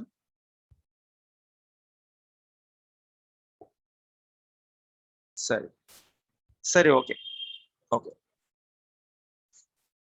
இப்போ டெவலப்பர் மோடு அதெல்லாம் நம்ம பார்த்தோம், கரெக்டுங்களா? சரி, இப்போ இதுல இன்னொரு விஷயம் இருக்குங்க. ஆண்ட்ராய்ட் ஃபோன்ஸுக்கு வந்து பாத்தீங்கன்னா ஒரு ஸ்பெஷாலிட்டி இருக்கு. இப்போ இந்த ஃபோனோட மேனுஃபேக்சரர்ஸ் இருக்காங்க இல்லையா, இந்த மேனுஃபேக்சரர்ஸ் இப்போ இப்படி வச்சுக்கோங்களேன். ஒரு எக்ஸாம்பிள் சொல்லணும்னா சாம்சங் ஃபோன்ஸ். இங்க எத்தனை பேர் சாம்சங் யூசர்ஸ்னு எனக்கு தெரியல. சாம்சங் ஃபோன்ஸ்ல வந்து பாத்தீங்கன்னா டைம் இப்போதைக்கு லேட்டஸ்டா வரக்கூடிய மாடர்ன் ஆண்ட்ராய்ட் ஃபோன்ஸ்லாம், ஆண்ட்ராய்ட் 11 எப்படி வருது அப்படின்னா 9:41 இந்த நிமிஷத்துடைய டைம் இவ்வளவுதான் வரும். AM PM வராது, வெறும் 9:41 அப்படின்னு தான் வரும். அண்ட் 094135 அப்படின்னு சொல்லிட்டு இந்த செகண்ட்ஸோட டயத்தை வர வைக்கிறது அப்படின்றது சாம்சங் போன்ஸ்ல பண்ண முடியாது. எங்க நோட்டிபிகேஷன் பார்ல, நோட்டிபிகேஷன் பார்ன்றது மேல இருக்கக்கூடிய பார் இல்லைங்களா, நோட்டிபிகேஷன் பார்ல சாம்சங்ல வித் செகண்ட்ஸோட டைம் வர வைக்கிறதோ இல்ல AM/PM வர வைக்கிறதோ முடியாது. 12 ஹவர் டைமிங்கா வச்சுக்கலாம், இல்ல 24 ஹவர் டைமிங் ஃபார்மேட்ல வச்சுக்கலாம். ஃபார்மேட்டை வேணா மாத்தலாமே தவிர 12 ஹவர் ஃபார்மேட்ல AM/PM நீங்க பண்ண முடியாது. வெளியில சூரியனை பார்த்து தான் தெரிஞ்சுக்கணும். ஒருவேளை உங்களை எங்கேயோ ஜெயில வச்சுட்டாங்க, இல்ல ஏதோ ஒரு இருட்டறையில மாட்டிக்கிட்டீங்க, உங்களுக்கு என்ன டைம்ன்றது கண்டுபிடிக்க முடியல. சாம்சங் போன் மட்டும் தான் இருக்கு. அதுவும் நோட்டிபிகேஷன் பார் எங்கேயோ ஒரு சாம்சங் போனை தூரக்க யாரோ வச்சிருக்காங்க, அவங்க போனை லைட்டா ஆன் பண்ணும்போது உங்களுக்கு மேல தெரியுது அது வந்து 9:41 அப்படின்னு. ஆனா AM/PM நீங்க கண்டுபிடிக்க முடியாது. சும்மா ஒரு எக்ஸ்ட்ரீமான சினாரியோ, ரொம்ப ஹைப்போதெட்டிக்கலான சினாரியோ தான் அது. ஆனா எதுக்கு சொல்ல வரேன் அப்படின்னா, சாம்சங்ல இதை நீங்க ஆன் பண்ணவே முடியாது. இதுவே இது ஒரு பியூர் ஆண்ட்ராய்ட் போன். சாம்சங்கை தவிர வேற சாதாரண ஆண்ட்ராய்ட் போன் இருக்கு இல்லையா, ரெகுலர் ஆண்ட்ராய்ட். சாம்சங் ஆண்ட்ராய்டு அப்படிங்கிறது ஆண்ட்ராய்ட்ல கொஞ்சம் அவங்களுடைய ஓன் யூசர் இன்டர்ஃபேஸை ஆட் பண்ணியிருப்பாங்க. ஒன் UI அப்படின்ற ஒரு சாம்சங் பேஸ்டு இன்டர்ஃபேஸை இந்த ஆண்ட்ராய்டோட கலந்துருப்பாங்க சாம்சங். இப்போ ரெகுலர் ஆண்ட்ராய்ட் போன் இருக்கு பாத்தீங்களா, அந்த ரெகுலர் ஆண்ட்ராய்ட் போன்ல இதுக்கு வந்து பாத்தீங்கன்னா ஒரு செட்டிங்ஸ் வந்து இருக்கு. சிஸ்டம் UI டர்னர் அப்படின்னு ஒன்று இருக்கு. சிஸ்டம் UI டர்னர் அப்படின்னு ஒன்று இருக்கு. இதை போய் ஆக்சஸ் பண்றதுக்கு பாத்தீங்கன்னா சில ஷார்ட்கட்ஸ் எல்லாம் இருக்கு. இப்போ ஆண்ட்ராய்ட் 9.0 இல்ல அது கீழே இருக்கக்கூடிய வெர்ஷன் அப்படின்னா செட்டிங்ஸ்ன்னு சொல்லிட்டு ஒரு பால் இருக்கு இல்லையா, இதை லாங் பிரஸ் பண்ணீங்கன்னா என்ன ஆயிடும்னா செட்டிங்ஸ் பக்கத்துல இப்படி ஒரு ஸ்க்ரூ டிரைவர் மாதிரி வரும். அப்படின்னா UI டர்னர் மோட் எனேபிள்டு அப்படின்னு அர்த்தம். அப்படின்னா இந்த பர்டிகுலர் ஃபீச்சர் இப்போ போன்ல டைம் காட்டுறதுங்கிறதுலாம் போனுடைய ஒரு பேசிக் ஃபீச்சர். நோட்டிபிகேஷன் பார்ல காட்டுற டைம் அப்படின்றது ஒரு பேசிக் ஃபீச்சர் இல்லையா. இந்த பேசிக் ஃபீச்சருடைய பிரசன்டேஷன் இருக்கு இல்லையா, பிரசன்டேஷன் ஆர் யூசர் இன்டர்ஃபேஸ், அதாவது கண்ணுக்கு உங்களுக்கு தெரியற வருது, இதை ஆல்டர் பண்றதுக்கான பவரை கொடுக்கறது தான் என்னது, இந்த எனேபிள்டு UI டர்னர். அப்ப இதை வந்து பாத்தீங்கன்னா ஆண்ட்ராய்ட்ல ஓப்பனா எல்லாருக்கும் தரல. ஒரு புது ஆண்ட்ராய்ட் போனை வாங்கி நீங்க யூஸ் பண்ணீங்கன்னா இதை நீங்க பண்ண முடியாது. அப்ப நீங்க போய் உள்ள ஏதோ ஒரு செட்டிங்கை மாத்தி தான் அப்படி செய்ய முடியும், கரெக்டா? பட் சாம்சங்ல இது மாதிரி நீங்க செய்யவே முடியும். சாம்சங்ல போய் இது லாங் பிரஸ் பண்ணீங்கன்னா பிரஸ் பண்ணிட்டே இருக்க வேண்டியதான், எந்த மாற்றமும் ஏற்படாது. ஏன் இந்த ஒரு ஃபீச்சரை நான் இப்போ எக்ஸ்பிளைன் பண்ணேன் அப்படின்னா, இப்போ இதுவே ஒரு சாம்சங் மேனுஃபேக்சரர் இருக்கான். சாம்சங்கோட எம்ப்ளாயியை பத்தி பேசலங்க, சாம்சங்ல இந்த மாதிரி சாஃப்ட்வேர் சைட்ல இருக்கக்கூடிய ஒரு மேனுஃபேக்சரர் இருக்கான்னு வச்சுக்கோங்களேன். அவனுக்கு என்ன தெரியும் அப்படின்னா சில அட்மின் ஆக்சஸ் இருக்கும். உங்க போனே கொடுக்குறீங்க அப்படின்னா அட்மின் ஆக்சஸ் அப்படின்றது அவனுக்கு இருக்கும். இந்த அட்மின் ஆக்சஸ் அப்படின்றத சும்மா போன்ல வந்து இந்த *#123# அந்த மாதிரி போட்டு எடுக்கிறது கிடையாது. அவனுக்குன்னு சரி சாம்சங்கோடைய அஃபிஷியல் சைட்ல டூல்ஸ் இருக்கும். அந்த டூல்ஸோட கொண்டு போய் போனை கனெக்ட் பண்ணுவான், பிசிக்கலாவோ இல்ல வயர்லெஸ்ஸாவோ கனெக்ட் பண்ணுவான். கனெக்ட் பண்ண உடனே அவனுக்கு என்ன கிடைக்கும் அப்படின்னா ரூட் மோட் அப்படின்னு சொல்லி ஒரு டெவலப்பர் மோட் வந்து கிடைக்கும். ஏன்னா அவன் வந்து ஹீஸ் அன் அட்மின் இல்லையா, he is actually using his phone for a manufacturing point of view. அப்ப அவனுக்கு வந்து ரெகுலர் ஒர்க்கிங் ஆஃப் ஃபோன்ங்கிறதெல்லாம் விட இதுல புது இன்னோவேஷன் என்ன செய்யறதுன்றதா மேட்டர். ஸோ இப்போ என்னோட சாம்சங் சாஃப்ட்வேர் எம்ப்ளாயி ஃப்ரெண்டை போய் நான் பாக்குறேன் அப்படின்னா அஃபிஷியலா லாகின் பண்ணி அப்புறம் தான் ஓப்பன் பண்ண முடியும். இதுவே ஆண்ட்ராய்ட் ஃபோன்ல அது ஈஸியா செஞ்சிடலாம். டெவலப்பர் மோட் ஓப்பன் பண்ணலாம், சாம்சங்லயும் பண்ணலாம். பட் இந்த மாதிரி ரூட் மோட பாத்தீங்கன்னா மற்ற ஃபோன்ஸ்ல ஈஸியா செய்யலாம். சாம்சங்லயும் பண்ணலாம், நான் இல்லைன்னு சொல்லல. பட் நம்ம சாம்சங்ல இந்த மாதிரி ரூட் மோடுக்கு போறோம் அப்படின்னா நம்ம வந்து we are tampering with the code. Tampering அப்படின்னா அவனோட செக்யூரிட்டி ப்ரோட்டோகால்ஸ்லாம் இருக்கு இல்லையா, அதெல்லாம் ஓவர் ரைட் பண்றோம். செக்யூரிட்டி ப்ரோட்டோகால்ஸ் வச்சிருக்காங்க இல்லையா, இதெல்லாம் வி ஆர் ஓவர் ரைடிங் அப்படின்னு அர்த்தம். அப்ப இந்த மாதிரி நீங்க ரூட் மோடுக்கு போயிட்டு கொஞ்சம் சாஃப்ட்வேர்லாம் ட்வீக் பண்ணிருக்கீங்கன்னு வச்சுக்கோங்களேன், உங்களுக்கு போனுக்கு வாரண்டியே கிடையாது. உங்க போனுக்கு வாரண்டிங்கிறது வச்சிருக்கீங்க, இப்பதான் புதுசா வாங்கிருக்கீங்க, போய் உடனே ரூட் மோட் ஆன் பண்றதுக்கு ஏதோ போனை ரூட் பண்ணிட்டீங்க அப்படின்னா வாரண்டின்றது வாய்டு. வாரண்டின்றது என்ன ஆயிடும், கேன்சல் ஆயிடும். சர்வீஸ் சென்டருக்கு நாளைக்கு எடுத்துட்டு போனீங்கன்னா நீங்க ரூட் மோட் ஆன் பண்ணிருக்கீங்க, அது பண்ணிருக்க கூடாது அப்படின்னு சொல்லிட்டு. இப்போ ரூட் மோடுக்கு சும்மா வெறும் ஒரே ஒரு சுவிட்ச், root mode on root mode off அப்படி இருக்காது. ரூட் மோடுங்கிறதுக்கு நீங்க என்ன செய்யணும், சில ஹார்ட்வேர் ட்விக்ஸ் பண்ணணும், கம்ப்யூட்டரோட கனெக்ட் பண்ணணும், அந்த மாதிரி சில டிஃபிகல்ட்டிஸ்லாம் இருக்கு. இது உங்களுக்கு புரியுதா?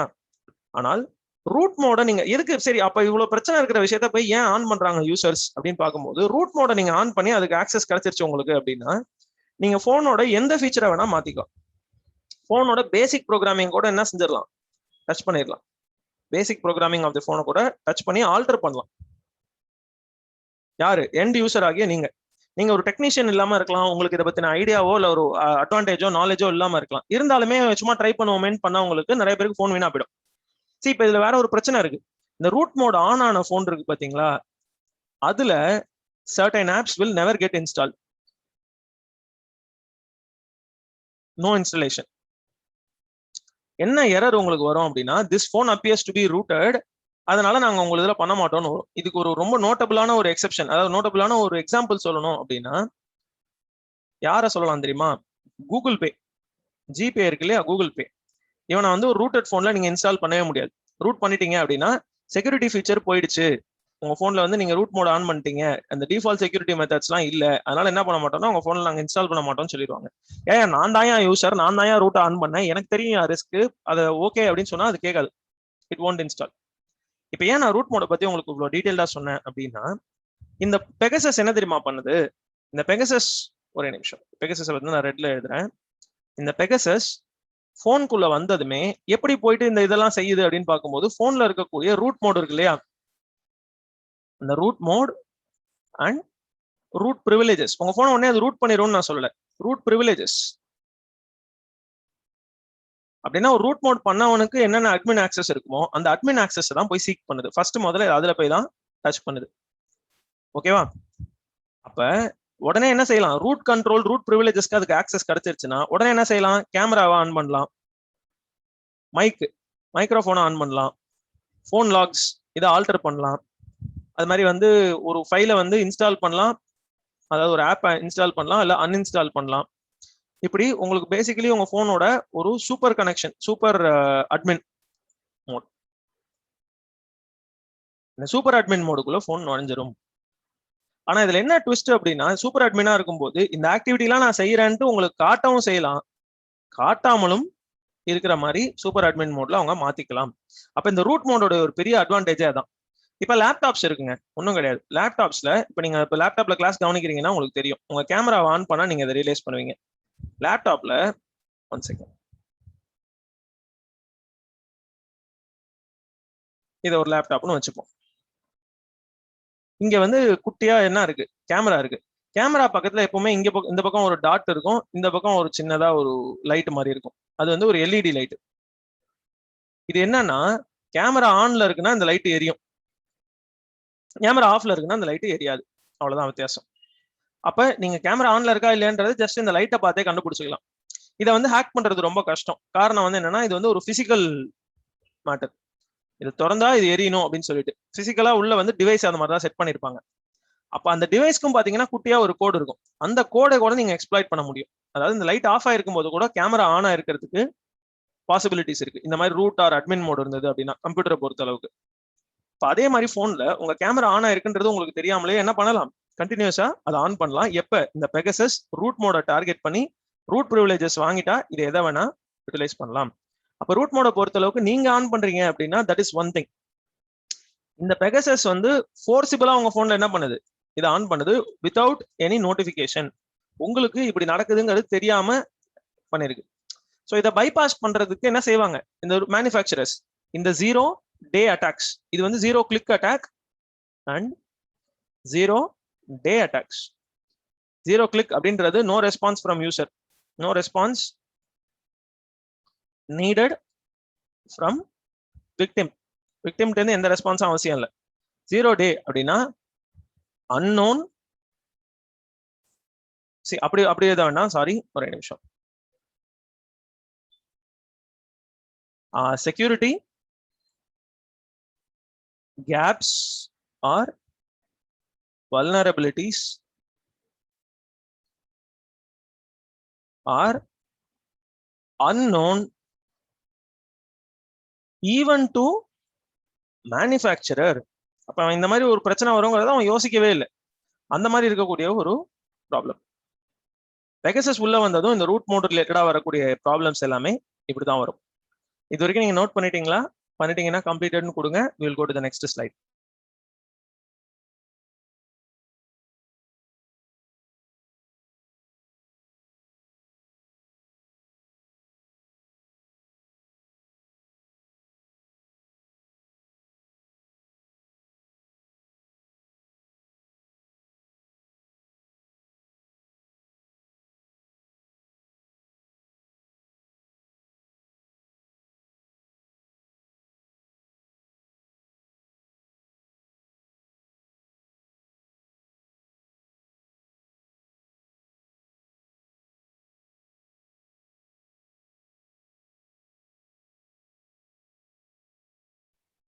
ஒரே நிமிஷங்க, அந்த லேப்டாப் எக்ஸாம்பிள் என்னன்னு சொல்றேன், கொஞ்சம் கம்ப்ளீட் பண்ணிடுங்க. அதை மெயின்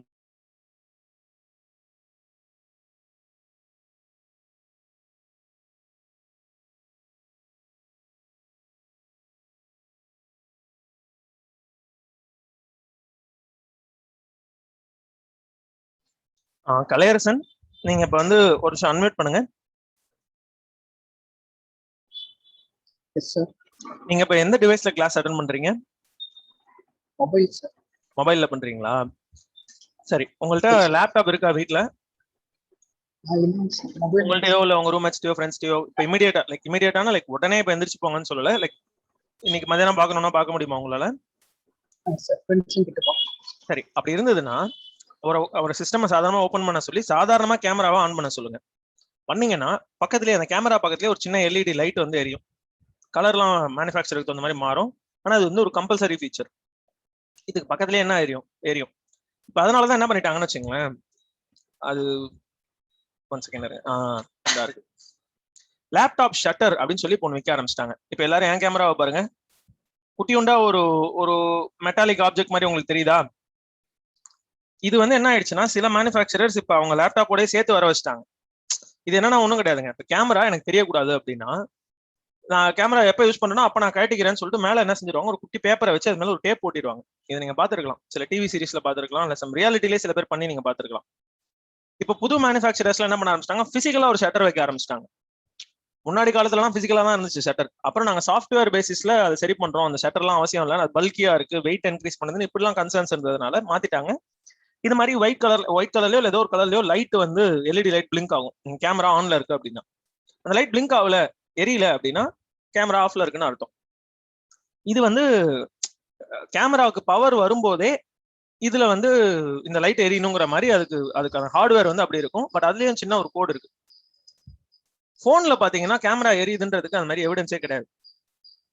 கேமரா வந்து இது இருக்குன்றதை நீங்க ஸ்கிரீன்ல பார்த்தாதான் தெரியுமே தவிர கேமரா ஆன்ல இருக்கா இல்லையான்றதை கண்டுபிடிக்கிறதுக்கு பிசிக்கலா இந்த இண்டிகேட்டரும் கிடையாது. அதனாலதான் இப்ப லேப்டாப் மேனுஃபேக்சரர்ஸ் அப்படி பண்ண ஆரம்பிச்சிட்டாங்க. நான் ஒரு டிவைஸ் இப்படி வாங்கி வச்சிருக்கேன். இது ஏதோ 30 ரூபாயோ 50 ரூபாய், ஒரு 40 ரூபாய் வரும் ஒரு ஷட்டர். இப்படி இருக்கக்கூடிய ஒரு ஷட்டரை என்ன செய்வாங்க அப்படின்னா இப்படி திருப்பிக்கலாம், இப்படி தள்ளிக்கலாம், இப்படி ஓபன் பண்ணிக்கலாம், ஓபன் பண்ணி க்ளோஸ் பண்ணிக்கலாம். அப்ப ஏன் இந்த மாதிரி செய்யறாங்க, நம்ம சாஃப்ட்வேரை வச்சே ஆஃப் பண்ணி ஆன் பண்ணிக்கலாமே அப்படின்னு கேட்டா எஸ் பண்ண முடியும். பட் அதை ஒரு வீக்னஸா பார்த்து அதை யூஸ் பண்ணி ஹேக் பண்றதுக்கு இப்ப ஆட்கள் ரெடியா இருக்கும்போது பிசிக்கலா க்ளோஸ் ஆயிருக்கிற கேமராவை யாராலையும் ஒண்ணுமே செய்ய முடியாது. நீங்க இவ்வளவு ஹேக் பண்ணி என் கம்ப்யூட்டர்ல ப்ரோக்ராமை விதைச்சு எதெல்லாம் செஞ்சுட்டீங்க, சரி ரைட்டு, என் கேமராவை ஆக்சஸ் பண்ணணும் அப்படின்னா இந்த ஷட்டரை நவுத்துனாதான் முடியும். அட்ஸ் a simple safeguard இல்லையா? சோ அப்ப இதெல்லாம் பாத்தீங்கன்னா ஒரு அட்வான்ஸ்டு செக்யூரிட்டி மெஷர். என்ன சார் ஒரு ஷட்டர் வைக்கிறது செக்யூரிட்டி மெஷரான்னு கேட்டா எஸ் இட் இஸ். இப்ப கேமராவை பத்தி நீங்களும் நானும் கவலைப்படாம இருக்கலாம் மேபி.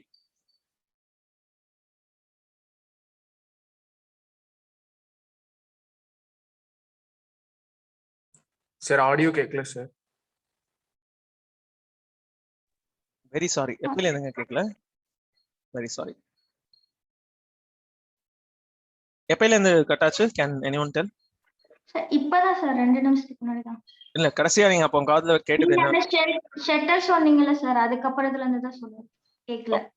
ஷட்டர்னா இப்ப நான் இப்ப கம்ப்யூட்டர் இப்ப பிசிக்கலா நான் அப்படி காமிச்சேன் அது அதுல இருந்து கேட்டதா? அது ஆன் பண்ணி ஆஃப் பண்ணிக்கலாம் அதுல இருந்து. சரி okay. I'll repeat from that point. ஒண்ணும் இல்லைங்க. அப்ப பிசிக்கலா ஷட்டர்ஸ் வச்சிருக்கிறதுக்கு காரணம் என்ன அப்படின்னா சாஃப்ட்வேர் வல்னரபிலிட்டிஸ். இப்போ ஒருவேளை இந்த கேமராவுக்கு போற பவர் இருக்கு பாத்தீங்களா, இப்படி புரிஞ்சுக்கோங்க. இங்க பாருங்க. இப்ப லேப்டாப் வந்து நான் லேப்டாப் வரையில லேப்டாப்ல இருக்கக்கூடிய கேமராவை மட்டும் சும்மா நான் அப்படி ஜூம் பண்ணிக்கிறேன். கேமரா வந்து இப்படி இருக்குன்னு வச்சுப்போம். இதுதான் கேமராவுடைய ஷட்டர். நான் சைடு வியூல இருந்து வரைகிறேன். சரிங்களா? அப்ப கேமராவுக்கு இப்படி ஒரு ஒயர் போகுது. ரைட்டா? அதே ஒயர்ல இருந்தே எடுத்து பக்கத்துலயே இந்த எல்இடி லைட்டுக்கான இந்த பல்புக்கான ஒயரையும் வச்சிருப்பாங்க. ஸோ கேமரா ஆஃப்ல இருக்கும்போது பிரச்சனை இல்லை. கேமராவுக்கு எலக்ட்ரிசிட்டி போகும்போது கம்பல்சரியா எலக்ட்ரிசிட்டி இந்த பக்கம் பிரிஞ்சு இதை பட்டு இந்த லைட் எரியும். இது வந்து ஒரு மேண்டேட்டரியான விஷயம். அப்பதான் கேமரா ஆன் ஆயிருக்குன்றதுக்கு உங்களுக்கு ஒரு இண்டிகேஷன் தெரியும். நீங்க தான் ஆன் பண்ணிருப்பீங்க, பட் ஆன் ஆயிருக்கா இல்லையான்றதை தெரிஞ்சுக்கிறதுக்கு யாரோ ஒருத்தர் ஹேக் பண்ணி இதை ஆன் பண்றாங்க அப்படின்னா கூட இந்த லைட் எரியதை வச்சு நீங்க கண்டுபிடிச்சிடலாம். இதுக்கு சிம்பிளான சொல்யூஷன்ஸ் என்னென்ன? இந்த லைட் உடஞ்சு போச்சு அப்படின்னா உங்களால ஒண்ணும் பண்ண முடியாது. உங்களுக்கு தெரியுதா இல்லையான்றது ஒண்ணு இருக்கு. அடுத்தது பாத்தீங்க அப்படின்னா இப்ப இதுக்கு மேல என்ன செய்யறாங்க, சாஃப்ட்வேர்லாம் இருந்தா இதெல்லாம் ஹேக் பண்ணி இந்த லைட்டுக்கு ஓவர் வோல்டேஜ் போட்டு. இன்னொன்னுங்க, by the way I want to ask this. இப்ப எங்கேயுமே நீங்க கம்ப்யூட்டர்லாம் இல்லாம பெருசா வேலை செய்ய முடியாது, எந்த சென்சிட்டிவ் செக்டார்லயும். இப்ப கேமரா ஆன் ஆயிடுச்சு அப்படின்றது உங்களுக்கோ எனக்கோ ஒரு பெரிய விஷயம் இல்லாம இருக்கலாம். மேபி அதுவும் ஒரு மேபி தான். பட் இப்ப சில சென்சிட்டிவான ஏரியாஸ் இருக்கு. இப்ப ரிசர்வ் பேங்கோடைய ஹெட் குவார்ட்டர்ஸ் இருக்கு. அப்படி இல்லைன்னு பாத்தீங்கன்னா நேஷனல் செக்யூரிட்டி கவுன்சிலோட ஹெட் குவார்ட்டர்ஸ் இருக்கு, மினிஸ்ட்ரி ஆஃப் டிஃபென்ஸ் இருக்கு, இந்தியன் ஆர்மியோடைய ஹையஸ்ட் வார் கவுன்சில் இருக்கிற டேபிள் இருக்கு. இப்போ இவங்கள மாதிரியான ஆட்களும் பாத்தீங்கன்னா கம்ப்யூட்டர்ஸ்லாம் யூஸ் பண்ணி தான் ஆகணும். ரொம்ப என்கிரிப்டடா சேஃப்டியெல்லாம் வச்சிருப்பாங்க. ரைட். அதுல இந்த மாதிரி ஒரு செக்யூரிட்டி டிஃபிகல்ட்டியை வந்து பெனட்ரேட் பண்ணிட்டாங்கன்னா என்ன செய்வீங்க? இப்ப இன்னொன்னு சொல்றேன், ஒன்றும் கிடையாது. இப்ப நிறைய மிலிட்டரி கான்ஃபரன்ஸ்லாம் எப்படி நடக்கும் அப்படின்னா ஒரு பெரிய யூ ஷேப்டு ஒரு டேபிள் இருக்கும். இந்த யூ ஷேப்டு டேபிள்ல பெரிய சேர்மன் ஆஃப் தி போர்டு இல்ல முக்கியமான ஆஃபீஸருங்கிறவர் இங்க உட்காந்துருப்பாரு, அடுத்தடுத்த ஆஃபீஸர்ஸ் இங்க உட்காந்துருப்பாங்க. இந்த மொத்த ரூமுக்கு ஒரு பிரசன்டேஷன் பாத்தீங்கன்னா இங்க ஒரு டிவியில ஓடிட்டு இருக்கும். இந்த டிவிலேயே பாத்தீங்கன்னா குட்டி உண்டு கேமரா இருக்கும். ஒண்ணுமே தேவையில்லைங்க. இந்த டிஸ்கஷன்ல என்ன பேசுறீங்க, என்ன கான்ஃபிடென்ஷியலான மேட்டர் போட்டு வச்சிருக்கீங்க, என்ன மேப்பை ப்ரொஜெக்ட் பண்றீங்க, டேபிள்ல என்ன மேப் போட்டிருக்கீங்க, அதுல என்னென்ன எழுதிருக்கீங்க, இந்த போர்டு வந்து எங்க இருக்கு, இந்த போர்டோட நேச்சர் என்ன, எல்லாத்தையும் பாத்தீங்கன்னா இந்த ஒரு கேமரா ஹேக் பண்ணா தெரிஞ்சு போயிடும். அப்ப உங்களுக்கு வந்து செக்யூரிட்டி கேப் அப்படின்றது எங்க வருதுன்றதை நீங்க ப்ரெடிக்ட் பண்ணிருக்கவே முடியாது. நமக்கு வந்து நம்ம ஒரு எதெல்லாம் அவங்க தெரிஞ்சுக்கிட்டாங்கன்றதை நம்ம பேசவே முடியாது. அப்ப இதுக்கெல்லாம் கவுண்டர் மெஷர்ஸ் எடுக்கிறது அப்படிங்கிறதுலாம் ஒரு பக்கம் இருக்கு. இதெல்லாம் ஜென்ரல் சைபர் செக்யூரிட்டி சைபர் சேஃப்டில வருது. நான் இதை ஏன் சொல்றேன் அப்படின்னா இப்பெல்லாம் என்ன ஆயிடுச்சுன்னா இப்ப இந்த மாதிரி கேமரா ஷட்டர்ஸ் வர ஆரம்பிச்சிருச்சு. இப்ப நான் காமிச்சேன் பாத்தீங்களா உங்களுக்கு, மாதிரி பிசிக்கலா ஒரு கேமரா ஷட்டர். நீங்க என்னதான் பெரிய கோடிங்ல புலியா இருந்தாலும் நான் பிசிக்கலா இப்படி ஒரு ஷட்டரை போட்டேன்னா உங்களால ஒண்ணுமே செய்ய முடியாது. சில பேர் என்ன பண்ணுவாங்க, நாளா முன்னாடி பண்ண இந்த மாதிரி ஷட்டர்லாம் வாங்குறதுக்கு முன்னாடி குட்டியா ஒரு பேப்பர் இந்த சைஸுக்கு கட் பண்ணி அது மேல என்ன பண்ணிட்டேன், ஒரு டேப் போட்டு இப்படி பேண்டேட் மாதிரி ஒட்டி விட்டேன் இந்த கேமரா மேல. ஸோ தட் வெறும் டேப் போட்டுனா என்ன ஆயிடும், கேமரா வந்து கம்மு பட்டு சரியா தெரியாது. ஸோ ஒரு சின்ன பேப்பரை வச்சு அது மேல அப்படியே கேமரா ஒட்டி விட்டுருவேன். எப்ப தேவையோ அந்த கம்மை பிரிச்சுப்பேன், இந்த டேப்பை பிரிச்சுட்டு யூஸ் பண்ணிட்டு தேவைன்னா திருப்பி மூடிடுவேன். அப்புறம் ஒரு ஸ்டேஜுக்கு மேல என்ன பண்ண ஆரம்பிச்சிட்டேன்னா அட்டையை யூஸ் பண்ண ஆரம்பிச்சிட்டேன். இங்க பாருங்க, ஒரு சாதாரண ஏதாவது ஒரு அட்டை இருக்கு இல்லையா, கீ செயின்ல வருது அது இதுன்ட்டு, அதை வந்து இந்த ஷேப்புக்கு வளைச்சிட்டு அப்படியே கேமரா மேல போட்டுருவேன். இந்த கேமரா மேல அப்படியே நிற்கும். ஸோ பிசிக்கலா ஒருவேளை யாராவது என்னோட கேமராவை ஹேக் பண்ணா கூட they won't be able to access me. இங்க பாருங்க, அப்படி மேல போட்டுருவேன். என்ன ஹேக் பண்ணணும்னு நினைச்சான்னு வச்சுங்களேன், இந்த பொம்மை கம்பெனியோட அந்த அட்டையில அவன் போட்டிருக்கிற டிஸ்க்ளைமர் தான் உங்களுக்கு தெரியும். புரியுதுங்களா? அந்த வார்னிங் தான் உங்களுக்கு தெரியும். இதெல்லாம் ஏன் சொல்றேன் அப்படின்னா இப்ப இந்த மாதிரியான பிசிக்கல், இப்ப முதல்ல இந்த மாதிரி பிசிக்கலா கேமராவை பிளாக் பண்றது, பிசிக்கலா ஆடியோ பிளாக் பண்றது இப்படிதான் வச்சுட்டு இருந்தோம். இப்ப என்ன ஆயிட்டு இந்த மாதிரி அதுக்கப்புறம் சாஃப்ட்வேர் சைட்ல இதெல்லாம் பிளாக் பண்ணலான்ற மாதிரி ஒரு சில ஐடியாஸ் எல்லாம் வந்தது. இப்ப மறுபடியும் என்ன ஆயிடுச்சுன்னா எல்லாரும் கொஞ்சம் இந்த பிசிக்கல் சைடுக்கு டர்ன் ஆக ஆரம்பிக்கிறாங்க. எனிவே இப்ப இதுல பெகசஸோட ரெலவன்ஸ்க்கு வருவோம். இங்க பாருங்க, ஐ ஹோப் அந்த கேமரா எக்ஸாம்பிள் உங்களுக்கு கிளியர் ஆயிடுச்சுன்னு நினைக்கிறேன். Is it clear colouration? Okay, right, thank you.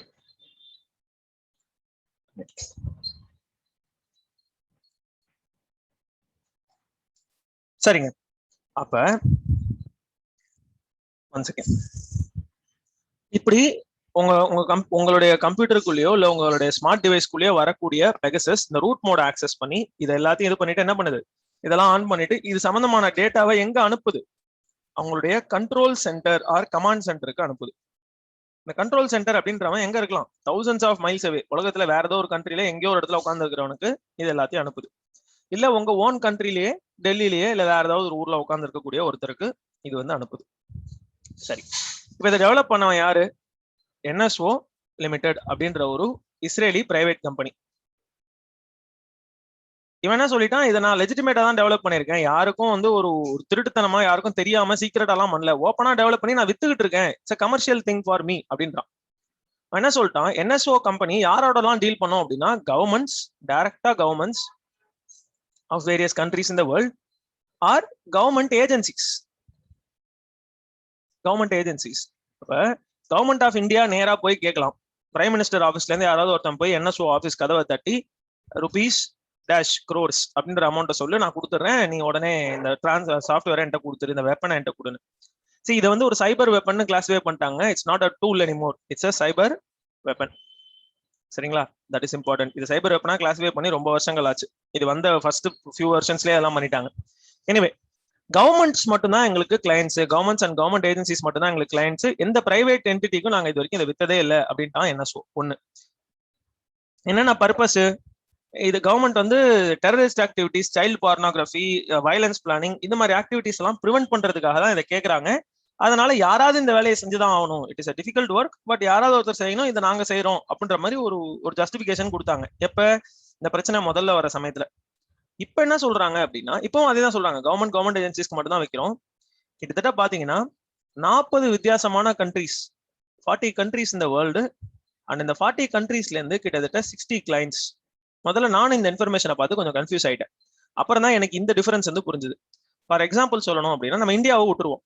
நம்ம வந்து இப்போ என்ன கண்ட்ரி எடுத்துக்கலாம், நம்ம வந்து ஸ்பெயின் எடுத்துக்கலாம். ஸ்பெயின் அப்படின்னா ஸ்பானிஷ் சென்ட்ரல் கவர்மெண்ட் என்ன செய்யலாம், இதை வாங்கலாம். ஸ்பானிஷ் சென்ட்ரல் கவர்மெண்ட் வாங்கி இதை யூட்டிலைஸ் பண்ணிட்டு இருக்கலாம். யாருக்குமே தெரியாம பாத்தீங்கன்னா ஸ்பானிஷ் மிலிட்டரி இன்டெலிஜென்ஸ் ஆர்மில இருந்து பாத்தீங்கன்னா என்ன செய்யலாம், ஸ்பானிஷ் MI மிலிட்டரி இன்டெலிஜென்ஸ் என்ன செய்யலாம், இவங்களும் போய் அதை வாங்கலாம். கவர்மெண்ட் கிட்ட இருந்து ஃபண்ட் வாங்குவாங்க, சீக்கிரட்டா ஒரு ப்ரோக்ராம் வாங்குறோம்னு சொல்லுவாங்க. அதுதான் இப்ப கவர்மெண்ட் ஆளுக்கும் அது தெரியாது, பியூரா ஆர்மில இருக்கிறவனுக்கு இது தெரியறதுக்கு வாய்ப்பு இல்லை. ரெண்டு சைடுமே வந்து பாத்தீங்கன்னா இவங்க அதை வாங்கி வச்சிருக்காங்கன்றது தெரியாமலேயே ரெண்டு பேருமே பர்ச்சேஸ் பண்ணுவாங்க, இல்ல தெரிஞ்சே கூட பர்ச்சேஸ் பண்ணுவாங்க, we don't know.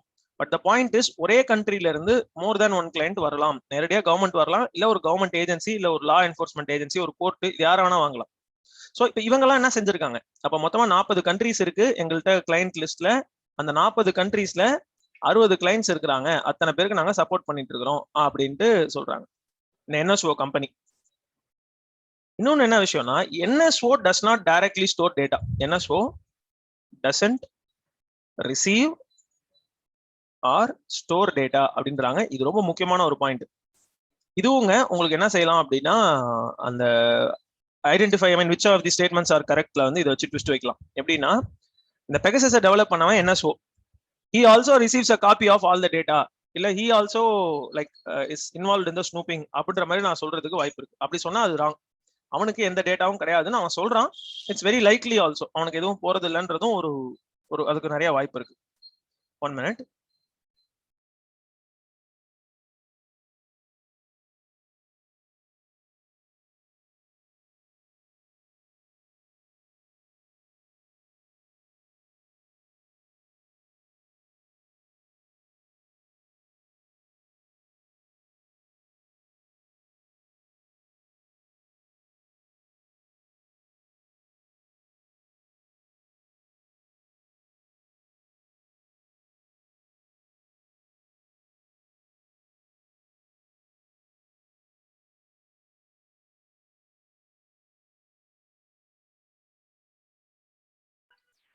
சாரிங்க, சாரி ஃபார் த இன்டரப்ஷன்.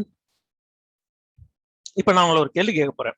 இதுக்கு நீங்க வந்து உங்களுக்கு தோணுன விஷயத்த பதில் சொல்லுங்க. NSO சொல்றான், என்ன சொல்றான், நாங்க வந்து கவர்மெண்ட்டுக்கும் கவர்மெண்ட் ஏஜென்சிஸ்க்கு மட்டும்தான் விற்போம் அப்படின்றான்.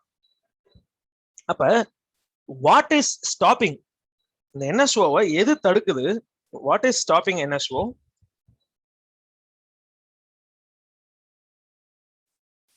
To sell this to a private company.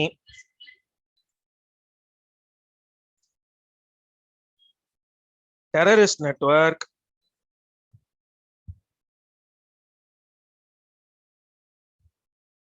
Rich individual, தனிப்பட்ட ஒரு நபரே இதுக்கு வந்து பயங்கரமான பணம் கட்டுறேன்னு சொன்னா கூட அவங்களுக்கு இப்ப எட்ஸெட்ரா இவங்கள மாதிரி ஆளுங்களுக்கெல்லாம் விற்க கூடாதுன்றதை எது என்ஷூர் பண்ணுது?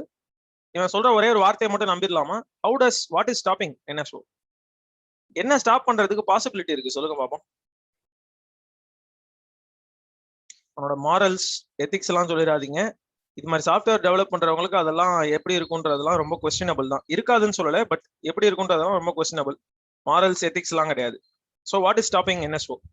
இந்த கம்பெனியை NSO லிமிட்டெடை எது தடுக்குது? Can anybody guess?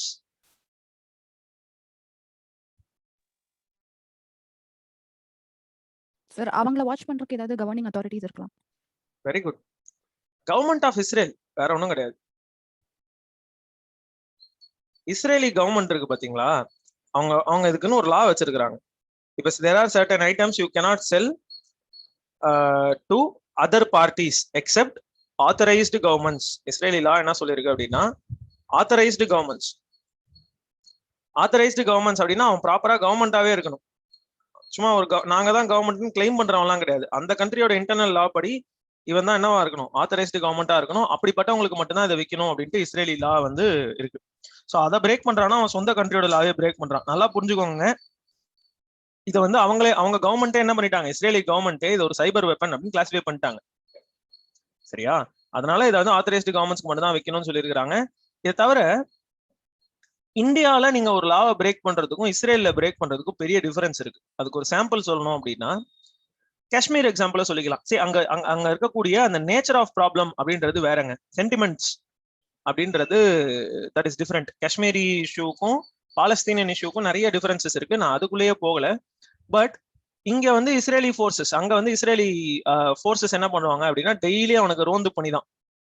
Israeli forces அப்படியே டேங்க்ல போய் சுத்துவாங்க, கையில கன் எல்லாம் வச்சிருப்பாங்க, எல்லாம் ஓகே. இந்த பக்கம் இந்தியன் ஃபோர்ஸஸ் வச்சுப்போம். India armed forces special power act இருக்கு. இவங்க வந்து they can shoot to kill, அதெல்லாம் வேற விஷயம்.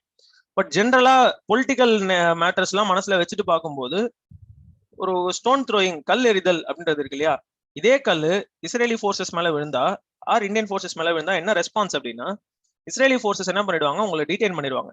இந்த இண்டிவிஜுவல் கிடைச்சிட்டாரு அப்படின்னா அவரை பிடிச்சிருவாங்க, எவிடன்ஸ் வச்சு கலெக்ட் பண்ணி பிடிச்சிருவாங்க. டீடைன் பண்ணிட்டு family members will be arrested. உங்களை மட்டும் அரெஸ்ட் பண்ண மாட்டாங்க, ஃபேமிலி மெம்பர்ஸ் அரெஸ்டட்.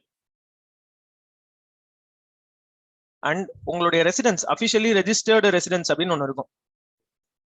அது வந்து நீங்க பாலஸ்தீன் ஏரியால ஏதோ உள்ள ஒரு தெருவில் இருக்கிறீங்க அப்படின்னாலும் அந்த ரெஜிஸ்டர்ட் ரெசிடென்ஸுக்கு என்ன செய்வாங்கன்னா, ஒரு டேங்கோட போயிட்டு கூட வந்து புல்டோசர்ஸோட போவாங்க. வீட்டோடைய வால்ஸ் அலோன், வால்ஸ் மட்டுமே அலௌட் டு ஸ்டாண்ட். ரிமைனிங் உள்ள இருக்கிற எல்லாத்தையும் இடிச்சிட்டு finally they will fill the entire place with cement. ஏன்னா வீட்டை வந்து நான் டாப் வியூல பாக்குறேன் அப்படின்னா, இங்க வந்து பெட்ரூம் இருக்கு, இங்க அடுத்த பெட்ரூம் இருக்கு, கிச்சன் இங்க இருக்கு, இதான் மீதிதான் ஹாலு. அப்படி இருக்கிற இடத்துல இந்த செவர் எல்லாத்தையும் இடிச்சிட்டு மேல இருந்து என்ன பண்ணிடுவாங்கன்னா, சிமெண்ட் ஊத்தி இந்த வீட்டை ஃபுல்லா மூடிடுவாங்க. அவ்வளவுதான், உங்களை எதுவும் செய்ய மாட்டாங்க. கல் எரிஞ்சவரை தூக்கி கொண்டு போயிட்டு ஜெயில வச்சிருவாங்க. கல் எரிஞ்சவரை ஃப்ரீயா விட்டுருவாங்க. ஃபேமிலி மெம்பர்ஸை அரெஸ்ட் பண்ணிடுவாங்க.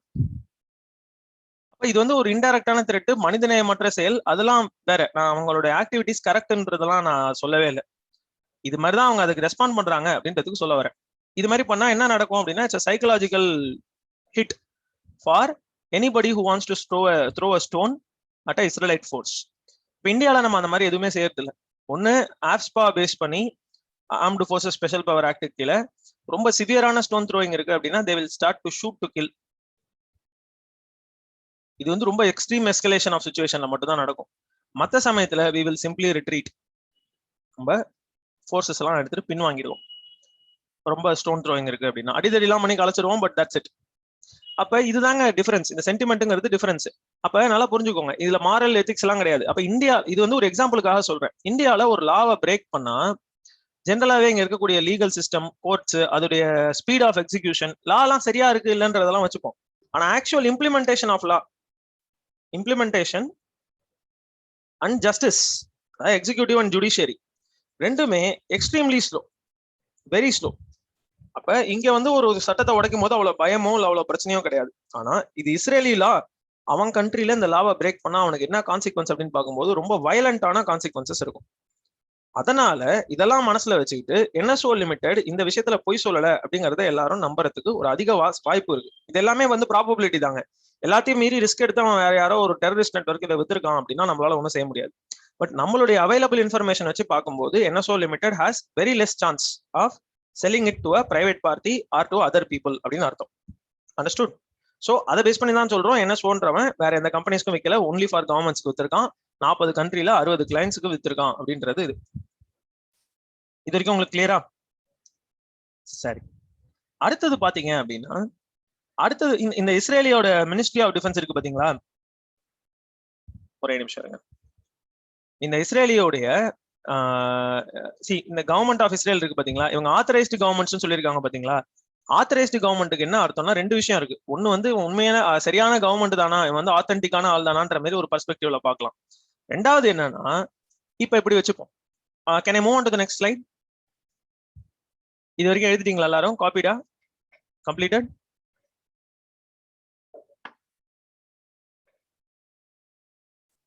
கொஞ்சம் டக்குன்னு ரெஸ்பாண்ட் பண்ணுங்க. 2 3 இன்னும் 2 பேருங்க, கொஞ்சம் சீக்கிரமா எழுதி முடிங்க. ஏன்னா we have many things to see. Right right, அப்படி முடியலன்னா ஸ்கிரீன்ஷாட் எடுத்துக்கோங்க லாஸ்ட் மினிட்ல. ரைட், இப்போ இப்படி வச்சுக்கோங்க. இது வந்து ஒரு NSOவோட ஒரு conference hall, NSO private limited அதோடைய ஒரு கான்ஃபரன்ஸ் ஹால். இங்க மறுபடியும் பாத்தீங்கன்னா அப்படியே இப்படி ஒரு யூ டேபிள் ஒன்று இருக்கு.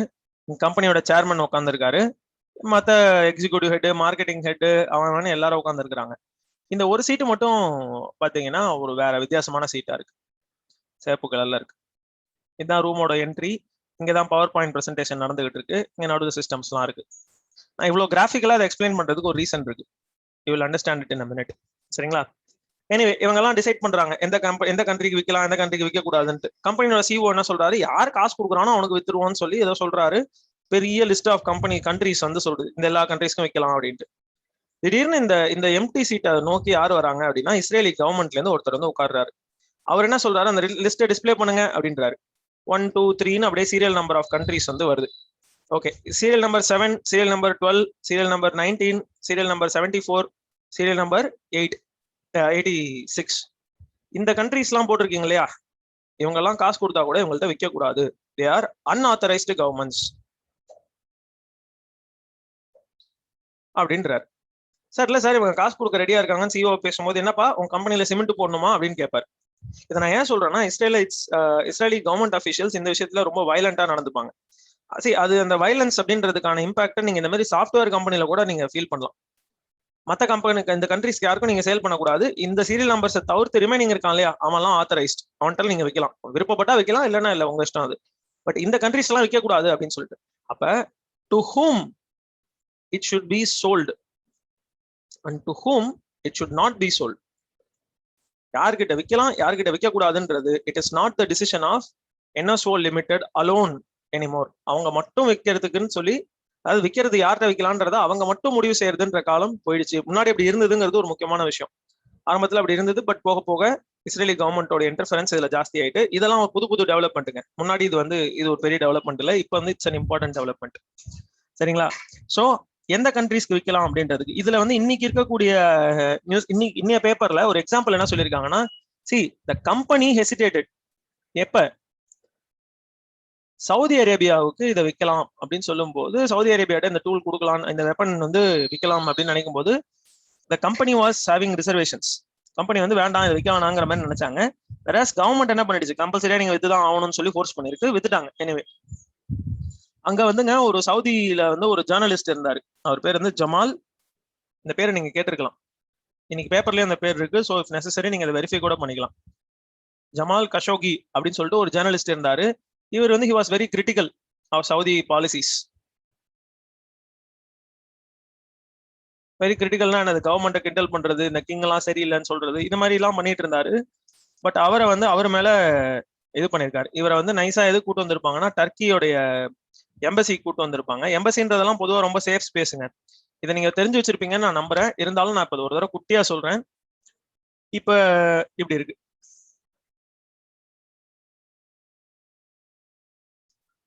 இது எந்த கண்ட்ரியோடைய மேப் அப்படின்னு பாத்தீங்கன்னா, ரஃபா சொல்லணும்னா இது வந்து ஜெர்மன் மேப். இது ஜெர்மனி. பெர்லின் வந்து இங்க இருக்கு கேபிட்டல். மியூனிக் அப்படின்னு இன்னொரு சிட்டி இங்க இருக்கு. Munich, Berlin. சரிங்களா? இப்ப என்னன்னா, பொதுவா கேபிட்டல் சிட்டிஸ்ல என்ன வச்சிருப்பாங்கன்னா இந்த மாதிரி எம்பசிஸ் அண்ட் கான்சுலேட்ஸ் வச்சிருப்பாங்க. அதுக்குள்ள டிஃபரன்ஸ் எல்லாம் அப்புறம் பாத்துக்கலாம். இந்த குட்டி குட்டியா கான்சுலேட் எம்பசி எல்லாம் இருக்கு பாத்தீங்களா? இதுக்கு என்ன மீனிங் அப்படின்னா, நான் ப்ளூ கலர்ல குட்டி குட்டியா சர்க்கிள் போடுறேன் பாருங்க. இப்ப பெர்லின்ல இந்த சர்க்கிள் தான் என்ன அப்படின்னு பாத்தீங்கன்னா இந்தியன் எம்பசின்னு வச்சுப்போம். Indian embassy. இதோடைய மொத்த பரப்பளவு பாத்தீங்கன்னா ஒரு 40 ஏக்கர், நல்ல பெரிய இடத்துல கட்டி வச்சிருக்காங்க அப்படின்னு வச்சுப்போம். ஜெர்மனியோட மொத்த சாயில், இங்க நின்னீங்கன்னா நீங்க ஜெர்மன் சாயில்ல நிக்கிறீங்க, இங்க நிக்கிறீங்கன்னா ஜெர்மன் சாயில்ல நிக்கிறீங்க. ஆனா இந்த இந்தியன் எம்பசில போய் நிக்கிறீங்கன்னா நீங்க இந்தியன் சாயில்ல நிக்கிறீங்க அப்படின்னு அர்த்தம். இந்தியாவில இருந்து கொண்டு வந்து மண்ணு கொட்டியிருப்பாங்களா அப்படின்னு சீப்பா கேட்டுறாதீங்க. இந்த இடத்துக்கு இந்தியாலேயே நிக்கிற மாதிரி ஒரு அர்த்தம். சரிங்களா? அப்ப எல்லா கண்ட்ரிலையும் ஃபாரின் சாயில் அப்படின்றது இருக்கு. ரஷ்யால இருக்கக்கூடிய அமெரிக்கன் எம்பசில போய் நீங்க நிக்கிறீங்க அப்படின்னா அந்த லேண்ட் வந்து அந்த லிமிடெட் லேண்டுக்குள்ள பாத்தீங்கன்னா you are under American law. அப்ப இந்த மாதிரி ஜெர்மனிக்குள்ள இந்த மாதிரி இந்தியன் எம்பசில நிக்கிறீங்கன்னா you are under Indian soil, Indian law தான் உங்களுக்கு அப்ளிகபிள். இது வந்து இன்டர்நேஷனல் லெவலில் எல்லா கண்ட்ரிஸோடையும் ஒரு டிப்ளமேட்டிக் ரிலேஷன்ஷிப் வச்சிருப்பாங்க. ஸோ அந்த எம்பசின்றது ஒன்று. அப்ப அந்த மாதிரி இருக்கக்கூடிய டர்க்கி எம்பசிக்கு ஒரு கூட்டு வருவாங்க. ஏன் வந்து எம்பசி கதையை நான் இப்ப சொன்னேன் அப்படின்னா, எம்பசிக்குள்ள எல்லாரும் பயந்து ஓடுறாங்க. தன்னுடைய ஓன் கண்ட்ரியோட எம்பசிக்குள்ள ஒரு ஃபாரின் கண்ட்ரில இருந்துட்டு ஓடுறாங்க அப்படின்னா they go there for protection, safety.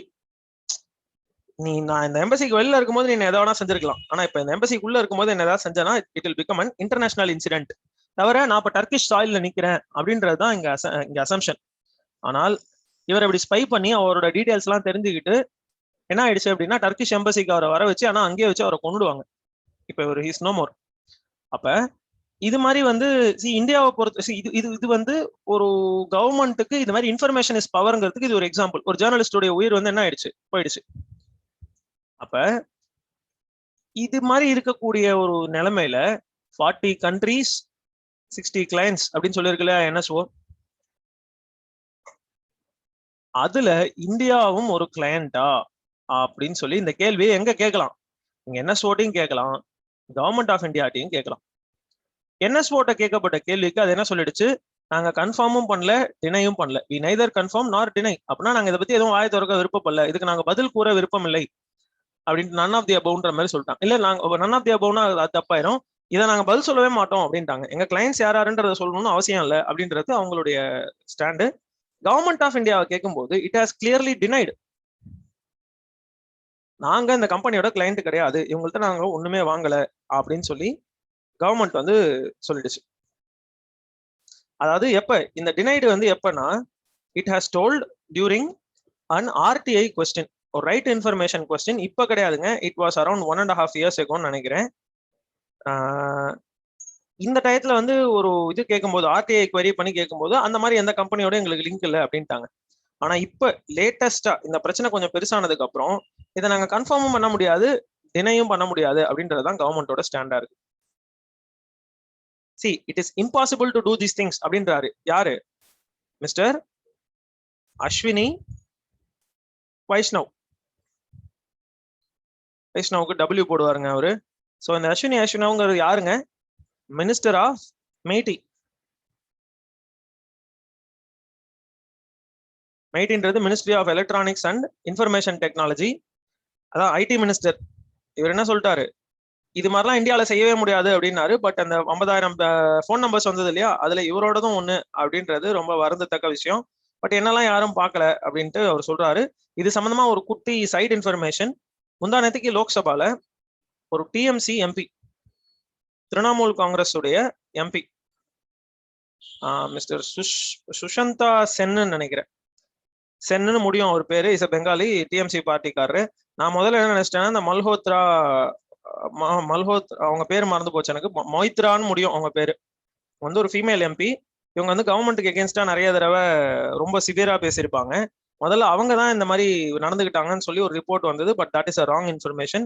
இந்த சென் சுவேகாந்த் சிங்னு நினைக்கிறேன், அவர் பேர் மறந்து போச்சு. பட் சென் அவரை இப்ப வந்து சஸ்பெண்ட் பண்ணிட்டாங்க. இந்த வின்டர் செஷன் ஃபுல்லா அவர் வந்து சார் இந்த மான்சூன் செஷன் ஃபுல்லா என்ன செய்யக்கூடாது, அவர் பார்லிமெண்ட் வரக்கூடாதுன்னு அவரை வந்து சஸ்பெண்ட் தான் பண்ணிருக்காங்க. ஃபுல்லா வெளியில அனுப்பதுக்கெல்லாம் பவர்ல சஸ்பெண்ட் தான் பண்ணிருக்காங்க. இவர் என்ன பண்ணிட்டாருன்னா, இந்த மிஸ்டர் அஸ்வினி வைஷ்ணவ் வந்து மினிஸ்டர் ஆஃப் ஐடி, இவர் ஒரு ரிப்போர்ட் எடுத்து வச்சுட்டு படிச்சிட்டு இருக்காரு.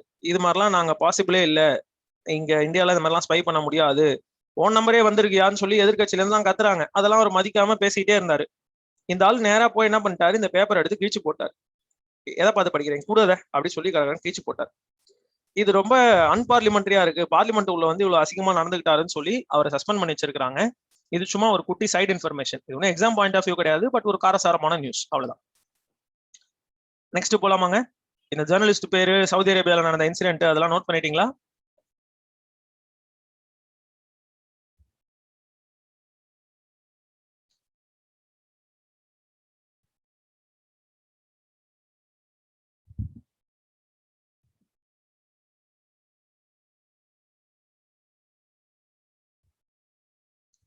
கம்ப்ளீட்டட்னா ஒரு மெசேஜ் கொடுங்க.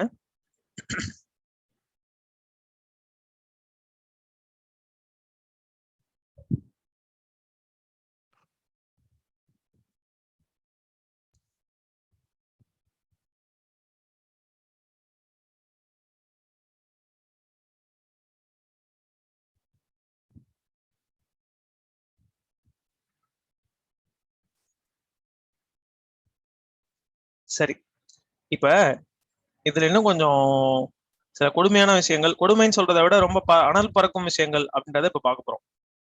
என்னன்னா அப்படின்னா, இதுல இந்த விக்டிம்ஸ்ல இந்த பெரிய மனுஷன்லாம் யாருன்ட்டு நம்ம வந்து, நான் ஏற்கனவே உங்களுக்கு இந்தியாவில இருந்த விக்டிம்ஸ் எல்லாம் பத்தி பேசியிருப்பேன். பட் இன் ஜென்ரல் இன்னைக்கு அந்த ஆர்டிக்கல்ல இன்னொரு ஒரு முக்கியமான மேட்டர் கொடுத்துருக்காங்க. எதை நோட் பண்ணிருக்கீங்களோ இல்லையோ எனக்கு தெரியாது, இப்ப எழுத போற விஷயத்த கண்டிப்பா நீங்க நோட் பண்ணியே ஆகணும். KS Puttaswamy versus union of India அப்படின்ற ஒரு சுப்ரீம் கோர்ட் கேஸ். இந்த கேஸ்க்கான வேர்டிக்ட், எப்பவுமே ஒரு கேஸ் எப்ப போட்டாங்கன்றதெல்லாம் நமக்கு தேவையில்லை, பெருசா தேவைப்படாது. இதுக்கு எப்ப ஜட்ஜ்மெண்ட் வந்தது, எப்ப வருது அப்படின்னா 2007ல வருது. சாரி 2017ல வருது. சரி சாரி, இதுக்கு முன்னாடியே இது சம்பந்தமான மேட்டர்ஸ் பத்தி எல்லாம் சுப்ரீம் கோர்ட் ஒப்பீனியன் கொடுத்திருக்கு. பட் 2017 பொறுத்த அளவுக்கு சர்வைலன்ஸ், எங்கேயாவது நீங்க சர்வைலன்ஸ் பண்றீங்க அப்படின்னா, சர்வைலன்ஸ் அப்படிங்கறதே எப்படி, நீங்க வந்து ஒரு அப்படி ஒரு கார்ல உட்காந்துட்டு ஃப்ரண்ட் சீட்ல உட்காந்துட்டு அப்படியே இங்க கேமரா வச்சுக்கிட்டு இங்க இருந்து யாரோ ஒருத்தரை வியூ பண்ணிட்டே இருக்கீங்க, எப்ப பார்த்தாலும் ஒருத்தரை பார்த்துக்கிட்டே இருக்கீங்க. இதுதான் சர்வைலன்ஸ் இல்லையா? அவர் எங்க போறாரு, காஃபி குடிக்கிறாரா, வராரா, போறாரா, வீட்டுக்குள்ள போறாரான்னு அவரோட எல்லா ஆக்டிவிட்டிஸ், போன் வச்சிருக்காருன்னா போன் வேற டேப் பண்றது, இதெல்லாம் தான் சர்வைலன்ஸ் இல்லைங்களா?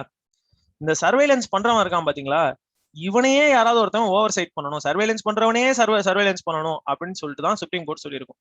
ஓவர் சைட்னா நேரடியா இப்ப கார்ல உட்காடுறாங்க, பின்னாடியே ஸ்பை மாதிரி தொடர்ந்து போயிட்டு இருக்காங்க அப்படின்னா அவங்க பின்னாடி நீங்க போங்க அப்படிலாம் சொல்லல. ஓவர் சைட் அப்படின்னா இன்னைக்கு என்ன சர்வைலன்ஸ் பண்ண, என்ன டேட்டாவை எடுத்தேன்னு சொல்லி end of the day this surveilling officer should report to somebody இல்லையா, யாராவது ஒருத்தருக்கு பதில் சொல்லணும். அந்த ரிப்போர்ட்ஸை பேஸ் பண்ணி why did you collect this data, இதுக்கும் நம்ம இன்வெஸ்டிகேஷனுக்கு சம்பந்தமே இல்லையே, இல்ல why didn't you collect this data, ஏன் இந்த விஷயத்தை நீ கலெக்ட் பண்ணல, இது நம்ம இன்வெஸ்டிகேஷனுக்கு ரெலவென்ட்டான விஷயமாச்சே அப்படின்னு சொல்லிட்டு இந்த ரிப்போர்ட் அனலைஸ் பண்றாங்க பாத்தீங்களா, அவங்க தான் இந்த ஓவர் சைட்ன்றவங்க.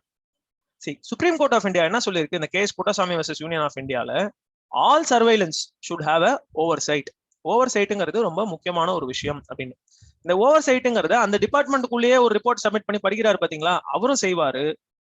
இவர் வந்து ஃபேவரபிளா கூட நடந்துக்கலாம். இந்த ஆளுக்கு சர்வைலன்ஸ் பண்றவன் தேவையில்லாம ஒரு டேட்டா எடுத்துட்டானா, சரி நீ என் டிபார்ட்மெண்ட் ஆளு தான், உன்னை திட்டினா ஏமானம் போயிடும் சொல்லிட்டு திட்டாம கூட விட்டுறலாம். ஆனால் இந்த ரிப்போர்ட்டை பார்க்கக்கூடிய ஆஃபீஸர் பிளஸ் கோர்ட், இதுதான் ரொம்ப முக்கியம்.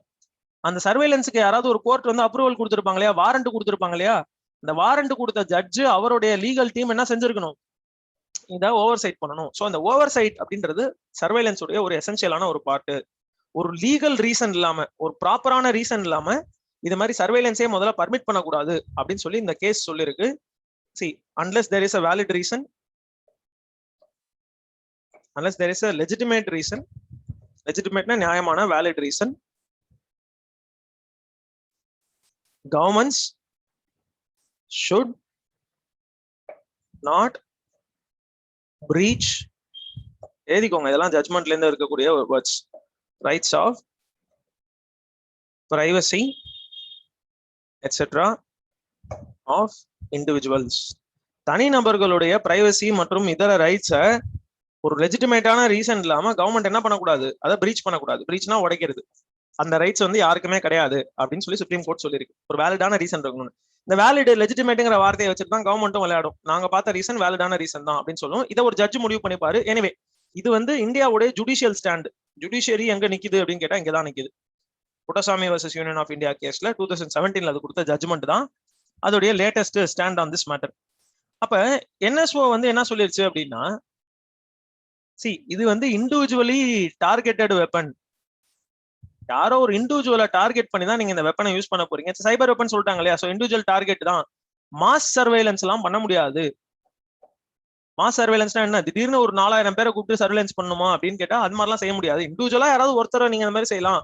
இப்படி இண்டிவிஜுவலா செய்யறதுக்கு தர மாதிரி தான் செஞ்சுக்கோங்கன்ற மாதிரி தான் என்ன சொல்லியிருக்காங்க. But this is also misleading. ஏன்னா மொராக்கோ இருக்கு இல்லையா? மொராக்கோல பாத்தீங்கன்னா கிட்டத்தட்ட ஒரு 10,000 நம்பர்ஸை ஒரு கிளஸ்டரா ஃபாலோ பண்ணிட்டு இருக்காங்க. அப்ப இது என்ன மாஸ் சர்வேலன்ஸ் இல்லையா அப்படின்னு ஒரு கேள்வி. சரி, இதெல்லாம் விட்டுருங்க. ரொம்ப prominent heads of state. Heads of state அப்படின்னா என்னது? ஒரு கண்ட்ரில ஹையஸ்ட் பொசிஷன்ல இருக்கக்கூடிய பெரிய மனிதர்கள். இந்த ஹெட்ஸ் ஆஃப் ஸ்டேட்ல நம்ம பிரெஞ்சு பிரசிடென்ட் இருக்காரு இல்லையா? Emmanuel Macron. இவரை ஸ்பை பண்ணிருக்காங்க. எங்க இருந்து பண்ணிருக்காங்கன்னா, இந்த இடத்துல ப்ராபபிளிங்கிற வார்த்தையை நான் மேலேயே ஆட் பண்ணிக்கிறேன். இந்த ரோல இருக்கிற எல்லாத்துக்குமே வரும். அடுத்தடுத்த ரோஸ் எல்லாத்துலயுமே வரும். Probably from Morocco. மொராக்கோல இருந்து அவரை பார்த்திருக்கிறாங்க. சவுத் ஆப்பிரிக்காவுடைய பிரசிடென்ட் சிரில் ரமபோசா. இவரை ஸ்பை பண்ணிருக்கிறாங்க. ப்ராபபிளி ஃப்ரம் ரவாண்டா, அடுத்த ஒரு ஆப்பிரிக்கன் கண்ட்ரி ரவாண்டா. அடுத்தது பாத்தீங்க அப்படின்னா நம்ம பாகிஸ்தான் பிஎம் இம்ரான்கான். இவரை வந்து ப்ராபபிளி எங்க இருந்து ஸ்பை பண்ணிருக்காங்கன்னா இந்தியால இருந்து. ஆனா இவங்க தான் செஞ்சாங்களாங்கிறதுக்குலாம் நமக்கு எவிடன்ஸ் கிடையாதுங்க இப்போ வரைக்கும். அட்லீஸ்ட் வெளியில வரல. பட் இவங்க தான் செஞ்சிருக்கிறதுக்கு வாய்ப்பு இருக்கு அப்படின்னு சொல்றாங்க. அடுத்தது பாத்தீங்க அப்படின்னா நிறைய இந்தியாவிலையும் சரி பாகிஸ்தான்லயும் சரி, பாகிஸ்தான் அண்ட் இன் இந்தியா இங்க என்ன நடந்திருக்குன்னா கிட்டத்தட்ட அரௌண்ட் ஒரு 2000 நம்பர்ஸ், போன் நம்பர்ஸ். இதெல்லாம் யாருக்கு பிலாங் ஆயிருக்கு அப்படின்னு பாத்தீங்கன்னா சிவிலியன்ஸ், சாதாரண பொதுமக்கள், கவர்மெண்ட்டை எதிர்த்து ரொம்ப பேசினவங்க, ஆக்டிவிஸ்ட், ஜேர்னலிஸ்ட், முக்கியமா ஜேர்னலிஸ்ட், கவர்மெண்ட்டுக்கு எதிராக நியூஸ் பப்ளிஷ் பண்ணிட்டு இருந்த நிறைய பேருடைய நம்பர்ஸும் இதுல கண்டுபிடிச்சிருக்காங்க. ஆர் ரேதர் இவங்க கண்டுபிடிச்ச நம்பர் எல்லாம் பாத்தீங்கன்னா கவர்மெண்ட்டுக்கு எதிராக செயல்பட்டவனோட நம்பரா இருக்கு. இது நீங்க எப்படி ரெண்டு வகையிலையும் பார்க்கலாம். அதுக்கு வித்தியாசம் இருக்கு. பட் இந்த இடத்துல ரெண்டுமே சேம் தான். கரெக்டுங்களா? அடுத்தது பாத்தீங்கன்னா நான் ஏற்கனவே சொன்ன மாதிரி கான்ஸ்டிடியூஷனல் போஸ்ட்ல இருக்கிறவங்க, that is chief election commissioner, election கமிஷனரா இருந்தவர், சிபிஐ சீஃபா இருந்தவர், அப்புறம் ஆப்போசிஷன் பார்ட்டி லீடர்ஸ் அண்ட் இம்பார்ட்டன்டான மெம்பர்ஸ். முக்கியமான விஷயம் ஜட்ஜஸ். ஜுடிஷியரியிலேயே கொண்டு வந்து கை வச்சுட்டானுங்க. ஜுடிஷியரி என்ன செய்யலாம்? இவங்க எல்லாரையும் ஒரே செகண்ட்ல இழுத்து மூடிடலாம். பட் ஜுடிஷியரி மேலேயும் கொண்டு வந்து கை வச்சிருக்காதாக எவிடன்சஸ் சொல்லுது. அப்ப இதுல பாதிக்கப்பட்ட அந்த விக்டிம் லிஸ்ட் பாத்தீங்கன்னா ரொம்பவே பெருசு. சரி, இது வரைக்கும் நம்ம பார்த்ததெல்லாங்க இப்ப இதோடைய கரண்ட் ஸ்டேட்டஸ். இது யாரு, எங்க நடக்குது, யார் இதை ரெகுலேட் பண்றாங்க, யாராவது ரெகுலேட் பண்றாங்களா? இஸ்ரேலி லா தான் ரெகுலேட் பண்ணுது. யாருக்கு விற்கலாம், யாருக்கு விற்க கூடாது. சரி, இப்ப இதுவும் பாத்தீங்கன்னா ட்விஸ்ட் ஏரியா தாங்க. இப்ப இந்த இஸ்ரேலி இது கொடுத்திருந்தோம் பாத்தீங்களா ஒரு கண்டிஷன், தட் இஸ் இதை வந்து இஸ்ரேலி கவர்மெண்டே வந்து ஆத்தரைஸ்டு கவர்மெண்ட்ஸ் வச்சிருக்குன்ட்டு. இதுவும் ஒரு ட்விஸ்ட் ஏரியா. கொஸ்டின் எப்படி கேட்கலாம்? The NSO Limited, seeing that it is a private company, it can sell this software to anyone, any government அப்படின்னு கூட அனுப்ப. Only for government, but for any government அப்படின்னு போட்டிருந்தா it's a false statement. ஏன்? Authorised கவர்மெண்ட்ஸ்க்கு மட்டும் தான் it's allowed. சரிங்களா? ட்விஸ்ட்ங்கிறது இப்படியும் வரலாம். அண்டர்ஸ்டுட்? ஸோ ஒரு நிமிஷம். அப்ப இதோட கரண்ட் ஸ்டேட்டஸ் என்ன, யார் இதுல இன்வால்வ்டு, இது எல்லாத்தையும் நம்ம இப்ப பார்த்துட்டோம். கரெக்ட்? சரி, இந்தியாவுடைய லீகல் ஸ்டாண்டு இதுல என்ன? Legal status about surveillance, spying, eavesdropping, இதுலலாம் இந்தியாவோட லீகல் ஸ்டேட்டஸ்ங்கிறது என்ன அப்படின்னு இப்ப பார்க்க போறோம். அதுல ஒரு எக்ஸாம்பிள் பார்த்துட்டோம். Case Puttaswamy versus union of இந்தியாங்கிறது இதோட லீகல் ஸ்டேட்டஸ்ல ஒரு பகுதி. அடுத்தடுத்தது இந்தியாவில வந்து டெலிகிராஃப் ஆக்ட், ஐடி ஆக்ட் எல்லாம் என்னென்ன சொல்லியிருக்கு அப்படின்றத பார்க்க போறோம். இது வரைக்கும் நீங்க எல்லாரும் கிளியரா? Shall we proceed? இதெல்லாம் எழுதி முடிச்சிட்டீங்களா?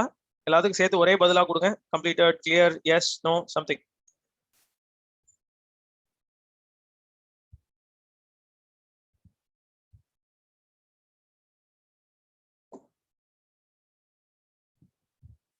Okay, what about the rest? கொஞ்சம் சீக்கிரம் கம்ப்ளீட் பண்ணுங்க. ரைட், இன்னும் ஒருத்தர் யாராவது ஒருத்தர் மிஸ் ஆகுறீங்க. Right, thank you. இந்தியாவுடைய லீகல் ஸ்டேட்டஸ் என்ன? சட்டம் இந்த மாதிரி சர்வேலன்ஸ் மேட்டர்ல எல்லாம் என்ன சொல்லி வச்சிருக்கு அப்படின்னு பாத்தீங்கன்னா, ஃபர்ஸ்ட் விஷயங்க, இத ஒரு 2-3 ஆக்ட பத்தி நம்ம பேசுவோம். Telegraph act of 1855. தப்பு பண்ணி யாராவது 1955 எழுதிடாதீங்க. இண்டிபெண்டன்ஸ்க்குலாம் 1885, வெரி சாரி. ஏன்னா பிரிட்டிஷ் கவர்மெண்ட் வந்ததுக்கு அப்புறம் தான் அதை போட்டாங்க. ஈஸ்ட் இந்தியா கம்பெனி இருந்தப்ப இல்ல, 1885. அதாவது காங்கிரஸ் உருவான வருஷம் டெலிகிராஃப் ஆக்ட் சேர்ந்து வந்துருச்சு அப்படின்னு நினைச்சுக்கோங்க. டெலிகிராஃப் ஆக்ட் ஆஃப் 1885 அப்படின்றது ஒன் ஆஃப் தி இது, சரிங்களா? ஒரு ஆக்ட் இதை பத்தி பேசுறது. அடுத்தது பாத்தீங்க அப்படின்னா IT act, information technology act.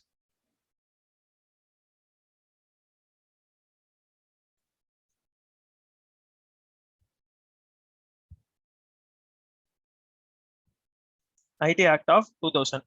இதுல வந்து பாத்தீங்கன்னா ரெண்டுத்துலயுமே சில ஸ்பெசிபிக்கான செக்ஷன்ஸ்ல தான் பிரச்சனை. இதுல செக்ஷன் 69 ஒரு மாதிரி சொல்லியிருக்கோம், நான் அதெல்லாம் சொல்றேன். பட் இப்ப இது வரைக்கும் உங்களுக்கு புரியுதா? அடுத்தது பாத்தீங்கன்னா இன்னொரு ஒரு ஆக்ட் ஒன்று இருக்கு, இன்ஃபர்மேஷன் டெக்னாலஜி. அதுலயே பாத்தீங்க அப்படின்னா procedure and safeguards for interception, monitoring and decryption information rules அப்படின்னு பெருசா ஒன்று இருக்கு. நான் அதை பத்தி பின்னாடி அது வரும்போது உங்களுக்கு பேசுறேன், சரியா? இப்போதைக்கு இது ரெண்டும் இந்தியால இது சம்பந்தமான லா என்னென்ன சொல்லியிருக்கு அப்படின்னு. ரைட், இதுல சுப்ரீம் கோர்ட்டோட ஸ்டாண்ட் என்னங்கிறத நம்ம வந்து Puttaswamy versus union of India 2017 பார்த்துட்டோம். At the same time Indian telegraph act of 1885, இது வந்து ஒரு பிரிட்டிஷ் ஆக்ட். இண்டிபெண்டன்ஸ்க்கு அப்புறம் எங்கெங்கெல்லாம் வந்து your majesty, her majesty, the crown இந்த மாதிரி வார்த்தையெல்லாம் வர இடத்துல பிரிட்டிஷ் ராயல்ட்டியை குறிச்ச இடத்த எல்லாத்தையும் என்ன பண்ணிட்டாங்க, அதெல்லாம் அடிச்சுட்டு Indian president of India, government of India அப்படின்ற வார்த்தையை சப்ஸ்டியூட் பண்ணாங்க. பட் ரிமைனிங் அந்த லாவோட வேர்டிங்ஸ் எல்லாமே அதே மாதிரியே தான் இருந்துச்சு. அப்ப இதுல வந்து பாத்தீங்கன்னா செக்ஷன் 5, இப்ப நம்ம என்ன பேச போறோம்னா டெலிகிராஃப் ஆக்ட பத்தி பேச போறோம். Telegraph act 1885 section 5 subsection 2. அதாவது ரெண்டாவது பாயிண்ட். ஃபர்ஸ்ட் பாயிண்ட் ஏதோ ஒன்று இருக்கு, ரெண்டாவது பாயிண்ட் எதை பத்தி பேசியிருக்கு அப்படின்னா இதுதான் நமக்கு main. Message or class of message. மெசேஜா இருக்கலாம், இல்ல மெசேஜ் மாதிரி இருக்கக்கூடிய வேற ஏதாவது ஒரு மெத்தடா இருக்கலாம். Message or class of messages in the interest of sovereignty. வழக்கம் போல அதே தான், இந்த இன்ட்ரெஸ்ட் ஆஃப் சாவரனிட்டி, சேஃப்டி நினைக்கிறேன், safety and integrity of India. Sovereignty and integrity of India, security of the state,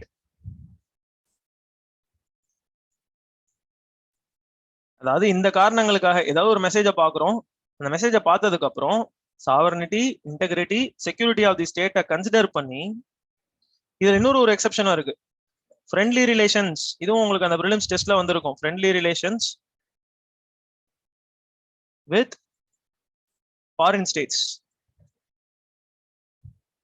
கடைசியா ஒரே ஒரு எக்ஸெப்ஷன் கொடுத்து வச்சிருப்பாங்க. இதெல்லாம் எக்ஸெப்ஷன்ஸ். அதாவது சாவரனிட்டின்றது ஒரு எக்ஸெப்ஷன், இன்டெகிரிட்டி ஆஃப் இந்தியான்றது ஒரு எக்ஸெப்ஷன், செக்யூரிட்டி ஆஃப் தி ஸ்டேட்ங்கிறது ஒரு எக்ஸெப்ஷன், ஃப்ரெண்ட்லி ரிலேஷன்ஸ் அப்படின்றது ஒரு எக்ஸெப்ஷன். அஞ்சாவதா சொல்லியிருக்கிறது என்ன அப்படின்னு பாத்தீங்கன்னா public order or for preventing. இதெல்லாம் எழுதிக்கோங்க, இதெல்லாம் ரொம்ப பர்னிங்கா இருக்கக்கூடிய ஒரு issue. Preventing incitement to the commission of an offense. அதாவது ஒரு அஃபென்ஸ் நீங்க பண்றதுக்கு முன்னாடி அதை தடுக்கிறதுக்காக, இப்படிப்பட்ட ரீசன்ஸ்க்காக, இந்தியாவுடைய சாவரனிட்டியை காப்பாத்த, இன்டெகிரிட்டியை காப்பாத்த, செக்யூரிட்டியை காப்பாத்த, ஒருவேளை friendly relations with foreign states இருக்கு இல்லையா, அதை பாதிக்கிற மாதிரி ஏதாவது நடந்துகிட்டா அதுல இருந்து நம்மளை காப்பாத்த, பப்ளிக் ஆர்டரை காப்பாத்த, ஒருவேளை ஒரு கிரைம் நடக்க போகுதுன்னா அந்த கிரைமை தடுத்து நிறுத்துறதுக்காக, அந்த அதுல இருந்து அந்த கிரைம்ல இருந்து நம்மளை காப்பாத்த. சோ இந்த மாதிரி ரீசன்ஸுக்காக கவர்மெண்ட் என்ன செய்யலாம், ஒரு மெசேஜை இன்டர்செப்ட் பண்ணலாம். இன்டர்செப்ட் அப்படின்னா குறுக்கீடு. Government can intercept any message. நல்லா புரிஞ்சுக்கோங்க, இதுல மெசேஜ்ங்கிற வார்த்தையை கொடுத்துட்டாங்க. அன்னைக்கு 1885ல ப்ரெவலண்டா இருந்த மெசேஜிங் மெத்தட்ஸ் வந்து என்னென்னது? டெலிகிராஃப்,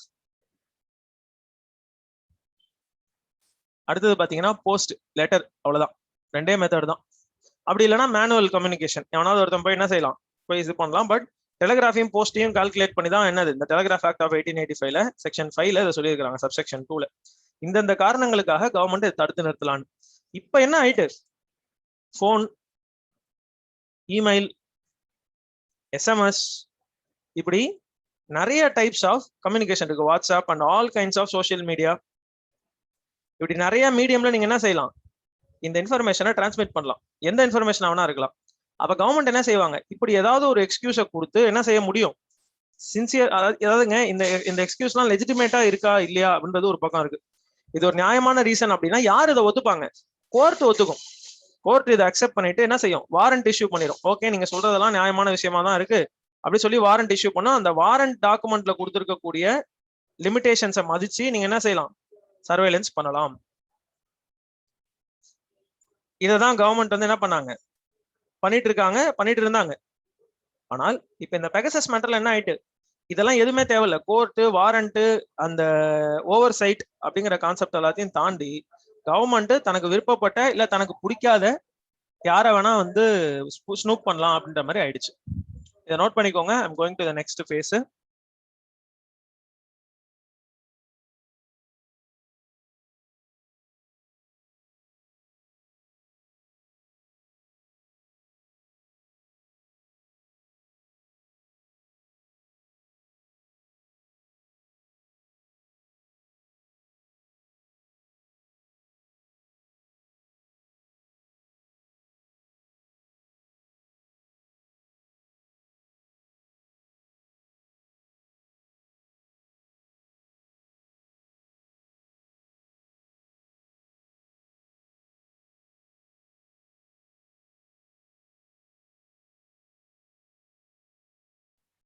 ஓகே சரி, அப்ப இது வந்துங்க 1885 டெலிகிராஃப் ஆக்ட் கீழே இருந்த இந்த சர்வேலன்ஸ் தொடர்பான ஒரு சுச்சுவேஷன்.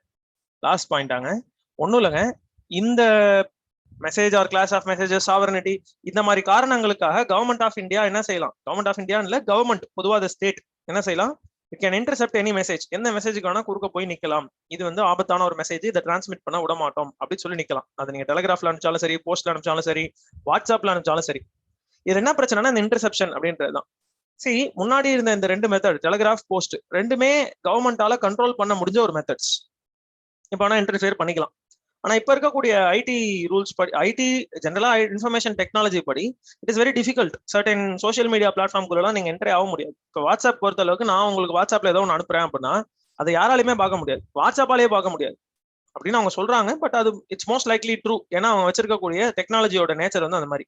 பட் ஹூ நோஸ், இருக்கலாம் அதுல செக்யூரிட்டி வல்னரபிலிட்டிஸ், பிரீச்சஸ்லாம் இருக்கலாம். பட் இப்ப இருக்கக்கூடிய ஒரு ஜெனரல் சிச்சுவேஷன்ல it is difficult to see a private WhatsApp message sent by one person to another person. சரி இருக்கட்டும். இப்ப என்ன ஆகுது அப்படின்னா, டெலிகிராஃப் ரூல்ஸ் ஆஃப் 1951 அப்படின்னு சொல்லிட்டு இண்டிபெண்டன்ஸ்க்கு பின்னாடி சில ரூல்ஸ் அண்ட் ரெகுலேஷன்ஸ் கொண்டு வராங்க. இதை கொண்டு வரதுக்கு என்ன காரணம் ஆயிடுது அப்படின்னு பாத்தீங்கன்னா, இதை வந்து உடனே கொண்டு வந்துருவாங்க, இப்ப இண்டிபெண்டன்ஸ் ஆனதுமே கொண்டு வந்துருவாங்க.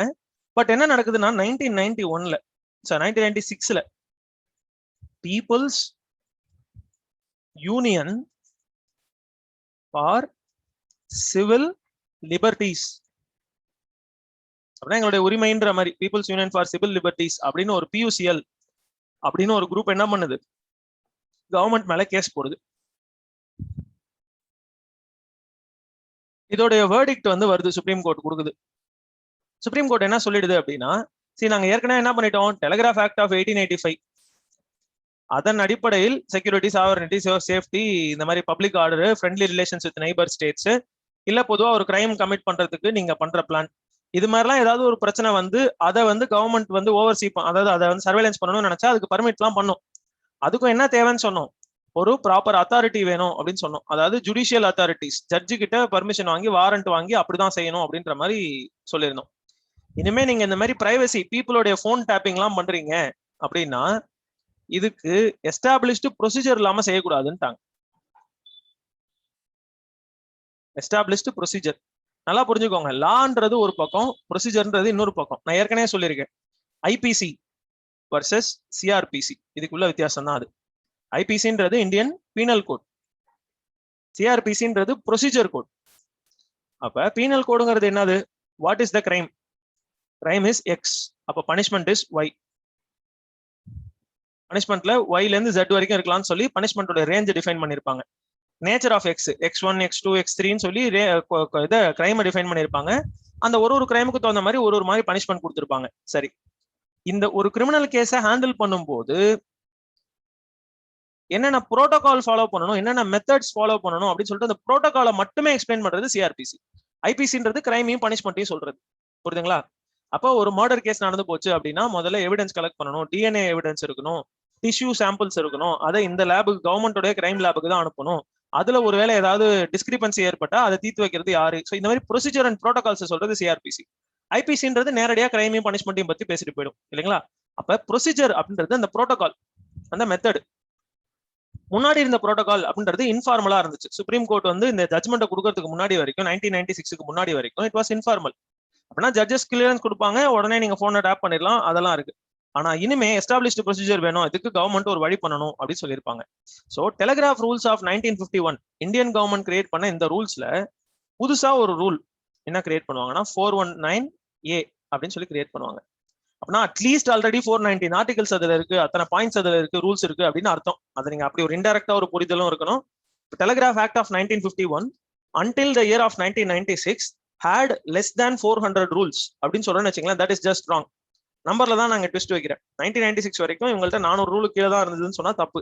ஏன்னா இதுவே 419A which means at least 419 rules ஆவது இருக்கு அப்படின்னு அர்த்தம். புரியுதுங்களா? இதெல்லாம் ஒரு இன்டெரக்டான கொஸ்டின் ஏரியா. 419A அப்படின்னு சொல்லி கவர்மெண்ட் ஒரு ரூல் ஆட் பண்ணுவாங்க. காரணம், சுப்ரீம் கோர்ட் இந்த கோர்ட்ல இந்த கேஸ்ல இப்படி ஒரு ஜட்மெண்ட் கொடுத்துருச்சு, எஸ்டாப்ளிஷ்டு ப்ரொசீஜர் இருந்தாதான் ஃபோன் டேப்பிங் இஸ் அலௌடு, இல்லைன்னா பண்ணக்கூடாது இனிமே அப்படின்னு சொல்லிடுச்சு. ஜட்ஜஸ் வாரண்டே கொடுத்தாலும் பண்ண முடியாது அப்படின்ட்டு. அப்ப சர்வேலன்ஸ் யாரையாவது பண்ணணும் அப்படின்னா ஹோம் செக்ரட்டரியோட பர்மிஷன் வாங்கணும்.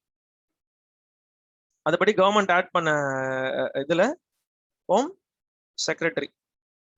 ஹோம் செக்ரட்டரி அப்படின்றவர் யாருங்க? மினிஸ்ட்ரி ஆஃப் ஹோம் அஃபேர்ஸ்ல இருக்கக்கூடிய chief IAS officer of the union. Home செக்ரட்டரின்றவர் யூனியனுக்கும் இருப்பாரு, உள்துறை அமைச்சகம் சொல்லி தமிழ், அதாவது ஸ்டேட் லெவல்லயும் இருக்கும். யூனியன் லெவல்லையும் சரி, ஸ்டேட் லெவல்லையும் சரி, சர்வேலன்ஸ் பண்ணணும் அப்படின்னா இவங்கள்ட்ட இருந்து கிளியரன்ஸ் வரணும். ஒருவேளை அன்அவாய்டபிள் சர்க்கம்ஸ்டன்ஸா போயிட்டு அப்படின்னா இவங்க 2 பேரும் ரெகக்னைஸ் பண்ண சில ஆஃபீஸர்ஸ் இருப்பாங்க. ரெகக்னைஸ் அப்படின்னா எனக்கு இவரை தெரியும் அப்படின்ற அந்த ரெகக்னேஷன் கிடையாதுங்க.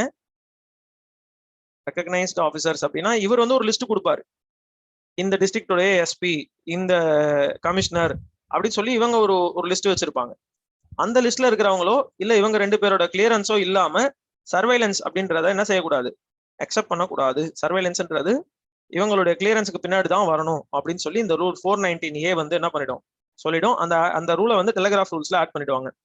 இது இவங்களுடைய ஆத்தரைசேஷன் இல்லாம சர்வேலன்ஸ் பண்ணக்கூடாதுன்னு சொல்றது இந்தியாவுடைய லீகல் ஸ்டாண்டு. எதை பேஸ் பண்ணது? டெலிகிராஃப் ஆக்டை பேஸ் பண்ணது. இதுல என்னென்னலாம் கவர் ஆகும்? போனு, டெலிகிராஃப் இதெல்லாம் தான் கவர் ஆகுமே தவிர வாட்ஸ்அப், ஃபேஸ்புக், ட்விட்டர்லாம் அதுல கவர் ஆகாது. கரெக்டுங்களா? இதுல இன்னொரு இதெல்லாம் சுப்ரீம் கோர்ட்டுடைய ஸ்டாண்டையும் சொல்லிட்டேன். புட்டசாமி வர்சஸ் யூனியன் ஆஃப் இந்தியால 2017ல அது வந்து ஒரு வேலிடான ஒரு எய்ம் இருக்கணும். அதுல சும்மா நீங்க உங்க சௌரியத்துக்கு சர்வேலன்ஸ் பண்ணக்கூடாது, அபியூஸ் பண்ணக்கூடாது அப்படின்னு சுப்ரீம் கோர்ட் திட்டி இருக்கும். அவ்வளவுதான். அடுத்தது சர்வேலன்ஸ் சம்பந்தமா சர்வேலன்ஸை அக்செப்ட் பண்ற ஒரு ரூல்ஸ் அப்படின்னா டெலிகிராஃப் ஆக்ட் ஆஃப் 1885 இம்ப்ளிமெண்ட் பண்றதுக்காக நம்ம என்ன யூஸ் பண்ணோம்? டெலிகிராஃப் ரூல்ஸ் ஆஃப் 1951 யூஸ் பண்ணோம். சரி, நல்லா புரிஞ்சுக்கணும். ஒரு ஆக்ட் இருக்கு அப்படின்னா அந்த ஆக்ட் அப்படியெல்லாம் எந்த ஆக்டுமே யூஸ் பண்ண முடியாது. டெலிகிராஃப் ஆக்ட் ஆஃப் 1885 இருக்குன்னா ஒரு ஆக்ட் வருதுன்னா நேரடியா அந்த ஆக்ட் அப்படியே யூஸ் பண்ணவே முடியாதுங்க.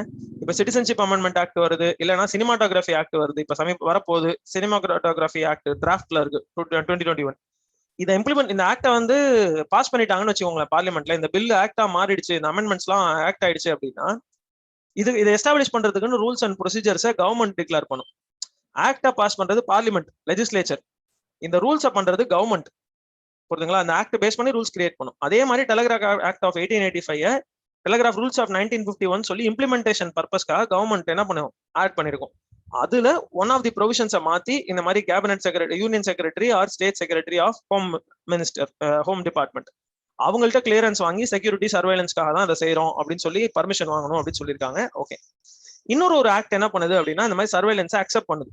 என்ன ஆக்ட் அது அப்படின்னு பாத்தீங்கன்னா IT act of 2000, information act of 2000. அவ்வளவுதான். இந்த இன்ஃபர்மேஷன் ஆக்ட் ஆஃப் 2000 என்ன சொல்லுது அப்படின்னா நிறைய சொல்லியிருக்கு. பட் அதோடைய செக்ஷன் 69 இதுதான் ரொம்ப கான்ட்ரவர்ஷியலான ஒரு செக்ஷன். அதுல இருக்கிறது 69th பாயிண்ட் என்ன சொல்லியிருக்கு அப்படின்னா எலக்ட்ரானிக் சர்வைலன்ஸை பத்தி பேசியிருக்கு. என்னதுங்க? Electronic surveillance. This is a very important and a controversial chapter also. இவங்க என்ன சொல்றாங்க அப்படின்னா கம்ப்யூட்டர் ரிசோர்சஸ் அப்படின்னு சொல்லி ரொம்ப பிராடா கிளாசிஃபை பண்றாங்க. அதை கம்ப்யூட்டர் ரிசோர்சஸை இன்டர்செப்ட் பண்றதுக்கு, இன்டர்செப்ட்னா குறுக்கீடு, குறுக்க போய் நிக்கிறது, அதுக்கு பேர் தான் இன்டர்செப்ட். இன்டர்செப்ட் பண்றதுக்கு, மானிட்டர் பண்றதுக்கு, ஆர் டீக்ரிப்ட் பண்றதுக்கு. டீக்ரிப்ட் அப்படின்னா நீங்க அனுப்புற மெசேஜை கோடா அனுப்புறீங்க, அந்த கோடை பிரேக் பண்ணி யூஸ் பண்றதுக்கு. ஸோ அந்த டீக்ரிப்ஷன் பண்றதுக்கு என்ன பண்ணலாம், என்னென்ன காரணங்களுக்காக பண்ணலாம்? சாவர்னிட்டி, வழக்கம் போல அதே காரணம் தான். Sovereignty, safety, security of India, or friendly relations with another state. இது நம்ம முன்னாடி டெலிகிராஃப் ஆக்ட்ல பார்த்த அதே ஸ்டேட்மெண்ட் தான். Friendly relations with other states, other ஸ்டேட்ஸ்னா அதர் கண்ட்ரிஸ், சரிங்களா? அண்ட் ப்ரிவென்டிங் வயலன்ஸ், அதாவது ஒரு பின்னாடி ஒரு வயலன்ஸ் நடக்க போகுது அப்படின்னா அந்த prevention of violence, violent activity. இந்த மாதிரி காரணங்களுக்காக கம்ப்யூட்டர் ரிசோர்சஸ் மூலமா வரக்கூடிய மெசேஜஸை இன்டர்செப்ட் பண்ணவோ, மானிட்டர் பண்ணவோ, டீக்ரிப்ட் பண்ணவோ கவர்மெண்ட்டுக்கு பர்மிஷன் இருக்கு அப்படின்னு சொல்லி செக்ஷன் 69 சொல்லியிருக்கு.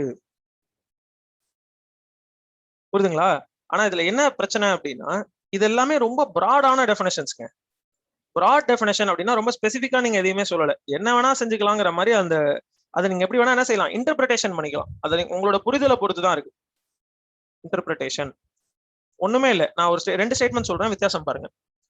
லெஃப்ட்ல போ அப்படின்னு சொல்றதுக்கும் சாலை வழியே வாகனத்தில் பயணிக்கும் போது ஓட்டுநரின் இடது கை பக்கம் மட்டுமே செல்ல வேண்டும் அப்படின்னு சொல்றதுக்கும் டிஃபரன்ஸ் இருக்கு இல்லையா? வெறும்னா லெஃப்ட்ல போன்னு சொன்னா ரைட்ல போவாதன்னு அர்த்தம், பறந்து போவாதன்னு அர்த்தம், குதிக்காதன்னு அர்த்தம். நீங்க என்ன வேணா அதை இன்டர்பிரிட்டேஷன் பண்ணிக்கலாம் இல்லையா? அப்ப இன்னைக்கு இருக்கக்கூடிய ரோட்ல லெஃப்ட் சைட்ல, அதாவது இன்னைக்கு இருக்கக்கூடிய ரோட்ல டிரைவருடைய சைட்ல டிரைவர் ரோட பார்த்து ஓட்டும் போது அவருக்கு இடது கைன்னு ஒண்ணு இருந்ததுன்னா அந்த பக்கத்து சைடு தான் நவரணும். அப்ப இவ்வளவு ஸ்பெசிபிக்கா சொல்றதுக்கும் லெஃப்ட்ல போன்னு சொல்றதுக்கும் டிஃபரன்ஸ் இருக்கு இல்லையா? கிட்டத்தட்ட அப்படிதான்.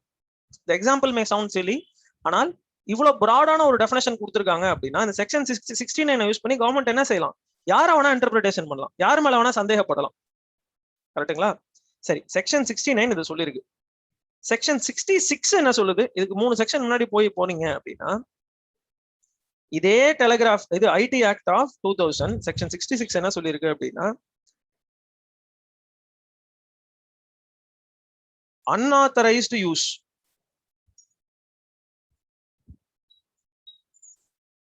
ஆஃப் unauthorized யூஸ் இல்ல unauthorized hacking of others data. அடுத்தவனுடைய டேட்டா இருக்கு பாத்தீங்களா, இத அந்த ஆளுடைய பர்மிஷன் இல்லாம நீங்க யூஸ் பண்றீங்க அப்படின்னா இட் இஸ் இல்லீகல். வெறும் இல்லீகல் மட்டும் சொல்லல, இட்ஸ் அன் கிரிமினல் அஃபென்ஸ். அப்ப ஹேக்கிங் அப்படின்றது என்னங்க? It's a crime. It's not just a civil problem, it's a criminal problem. Sorry, office ஆயிட்டாங்க, அஃபென்ஸ். சரிங்க, நான் அடிச்சுட்டே கிளியர் ஆயிட்டேன். It's a criminal offence. அப்படின்னா இது ஒரு கிரிமினல் குற்றம், சரிங்களா? எனிவே, அப்ப செக்ஷன் 66 என்ன சொல்லியிருக்கு, இதை வந்து நீங்க அடுத்தவனுடைய டேட்டாவை வந்து வியூ பண்றீங்க, அன்ஆத்தரைஸ்டு யூஸ் அப்படின்னு சொல்லும் போது அதுல வியூ, டவுன்லோடு ஆர் எக்ஸ்ட்ராக்ஷன், இது எல்லாமே அடுத்தவனோட டேட்டாவை அவனோட பர்மிஷன் இல்லாம நீங்க வியூ பண்றீங்க, டவுன்லோட் பண்றீங்க, எக்ஸ்ட்ராக்ட் பண்றீங்க, இது என்ன பண்ணாலும் இது வந்து section 66 of the IT act கீழே இதை டவுன்லோட் பண்ண இது எல்லாமே என்னது? It's an offence, criminal offence. அப்படி பாத்தீங்கன்னா இந்த பெகசஸை கவர்மெண்ட் யூஸ் பண்ணது பாத்தீங்களா, அது கவர்மெண்ட்டுடைய சொந்த ஆக்ட் ஆகிய செக்ஷன் 66 ஆஃப் ஐடி ஆக்ட் கீழே it is a crime, it's a criminal activity அப்படின்னு சொல்லி ஆர்கியூ பண்றாங்க. இப்ப இந்த பெகசஸ் மேட்டர்ங்கிறது எகெயின் நான் சொல்லிக்கிறேன், it is a developing matter. இன்னமும் பாத்தீங்கன்னா இதுல அதிகமான டெவலப்மெண்ட்ஸ் வரும். ஃபியூச்சர்ல இது ரிலேட்டடான கிளாஸஸ் வரும்போது what I will do is simply நான் உங்களுக்கு இப்போ எங்க விட்டனோ அங்க இருந்தா ஆரம்பிப்பேனே தவிர I won't go into the basics. இதுல வந்து இந்த பேசிக்ஸ்க்கு அப்புறம் இதோட லீகல் பாயிண்ட் ஆஃப் வியூ தெரியணுன்றதுக்காக தான் இவ்வளோ டீட்டெயில்டா இன்னைக்கு இதை பார்த்தோம். அதாவது இந்தியாவோட லீகல் ஸ்டாண்ட் என்னன்னு. இப்போ Puttaswamy versus union of India 2017 வந்த judgment, people's union for civil liberties versus union of India 1996 வந்த ஜட்மெண்ட். அதாவது ப்ராப்பர் எஸ்டாப்ளிஷ்டு ப்ரொசீஜர் இருந்தாதான், அதுவும் லெஜிட்டிமேட்டான ரீசன்ஸ்க்காக மட்டும்தான் கவர்மெண்ட் என்ன செய்யணும், இது மாதிரி சர்வேலன்ஸ் ரிக்வஸ்ட்ஸ் எல்லாம் கொடுக்கணும் அப்படின்னு சொல்லி இதுல ரூல் பண்ணிருப்பாங்க. இதெல்லாம் சரி. பெகசஸ் தொடர்பான எந்த கேஸ் வந்தாலும் telegraph act of 1885, telegraph rules of 1951, அதுல வந்து ரூல் நம்பர் 419A இந்த PUCL versus union of India 1996 case judgment வந்ததுக்கு அப்புறம் கவர்மெண்ட் ஆட் பண்ணாங்க. அதை பொறுத்த அளவுக்கு ஹோம் செக்ரட்டரி யூனியன் லெவல்ல இருந்தாலும் சரி, ஸ்டேட் லெவல்ல இருந்தாலும் சரி, அவங்கள்ட்ட ஆத்தரைசேஷன் வாங்கணும்.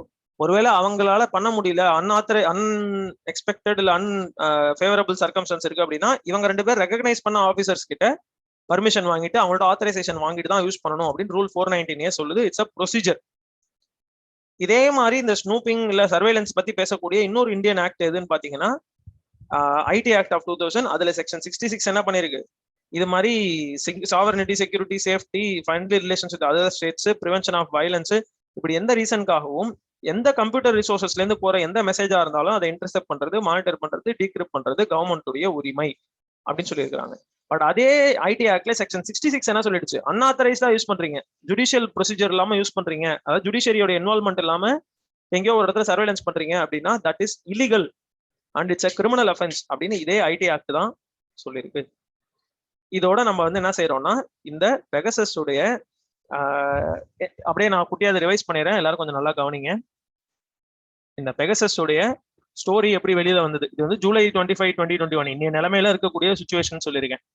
இந்த ஸ்டோரி எப்படி வெளில வந்தது, ஆம்னஸ்டி இன்டர்நேஷனல் ஃபர்பிடன் ஸ்டோரிஸ் இவங்களுக்கு வந்த சோர்ஸ் படி, இவங்க ஆம்னஸ்டி இன்டர்நேஷனல் ஒரு human rights organisation, international organisation, forbidden ஸ்டோரிஸ்ன்றவன் ஒரு பிரெஞ்சு நான் ப்ராஃபிட். இவங்க 2 பேருக்கும் ஆக்சஸ் பண்ண லிஸ்ட்ல கிட்டத்தட்ட ஒரு 50,000 ஃபோன் நம்பர் இருந்தது. அப்ப ஒரு ஸ்பைவேரை யூஸ் பண்ணி இத்தனை பேரை டார்கெட் பண்ணிருக்காங்கன்ட்டு இந்த நம்பர்லாம் எக்ஸாமின் பண்ணி பார்த்தா இது போன்ற ஆட்களுக்கு அந்த நம்பர் பிலாங்கிங் அப்படின்னு சொல்லி கொடுத்துருக்காங்க. அது எப்படி இவங்களுக்கு கன்ஃபார்ம் ஆச்சு அப்படின்னா, ஒரு 67 போனை இங்க எடுத்துட்டு வந்திருக்காங்க. எங்க ஆம்னஸ்டி இன்டர்நேஷனலுடைய கிரைம் லேபுக்கு, ஃபாரன்சிக் லேபுக்கு எடுத்துட்டு வந்திருக்காங்க. அதுல 23 போனை டெஃபினட்டா இன்ஃபெக்ட் ஆயிருக்குன்றது தெரிஞ்சிருக்கு. 14 போன்ல அன்சக்சஸ்ஃபுல்லா அட்டம் பண்ணிருக்காங்க அப்படின்றது தெரியுது. இது என்ன செய்யலாம், இது ஆண்ட்ராய்ட்லயும் வேலை செய்யும், iOSலயும் வேலை செய்யும். வயர்லெஸ்ஸா இந்த மாதிரி மிஸ்டு கால் கொடுத்து உடனே அதை சரி பண்ற அப்படியும் அதை இன்ஸ்டால் பண்ணிக்கலாம் உங்க போன்ல. நீங்க டிடெக்ட் பண்ணவே முடியாது, ஏன்னா கால் லாக பாத்தீங்கன்னாலும் அது தெரியாது. ஆட்டோமேட்டிக்கா அது என்ன பண்ணிடும், அதாவது நிறைய பேருங்க நான் அந்த பெகசஸ் பத்தி புரிஞ்சதை எழுதி கொடுங்கன்னு கேட்கும்போது 60 daysல அது எரேஸ் ஆயிடும் அப்படின்னு போட்டுக்கிறீங்க. தப்பு. வாழ்க்கை ஃபுல்லா கூட அது உங்கள்கிட்டயே தான் இருக்கும்.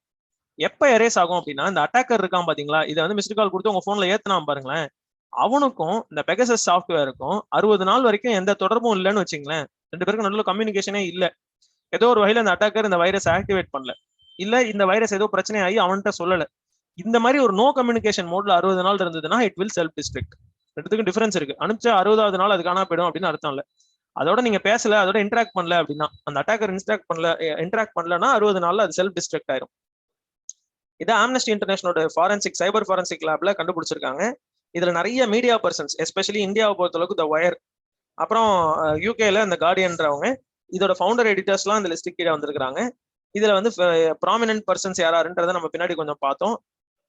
சரிங்க. அதை தவிர்த்து ஜென்ரலா இது எப்படி ஒர்க் பண்ணுச்சு, இந்த பெகசஸோடைய நேச்சர் ஆஃப் ஒர்க்கிங் என்னன்றதை கொஞ்சம் டிஸ்கஸ் பண்ணிருப்போம்.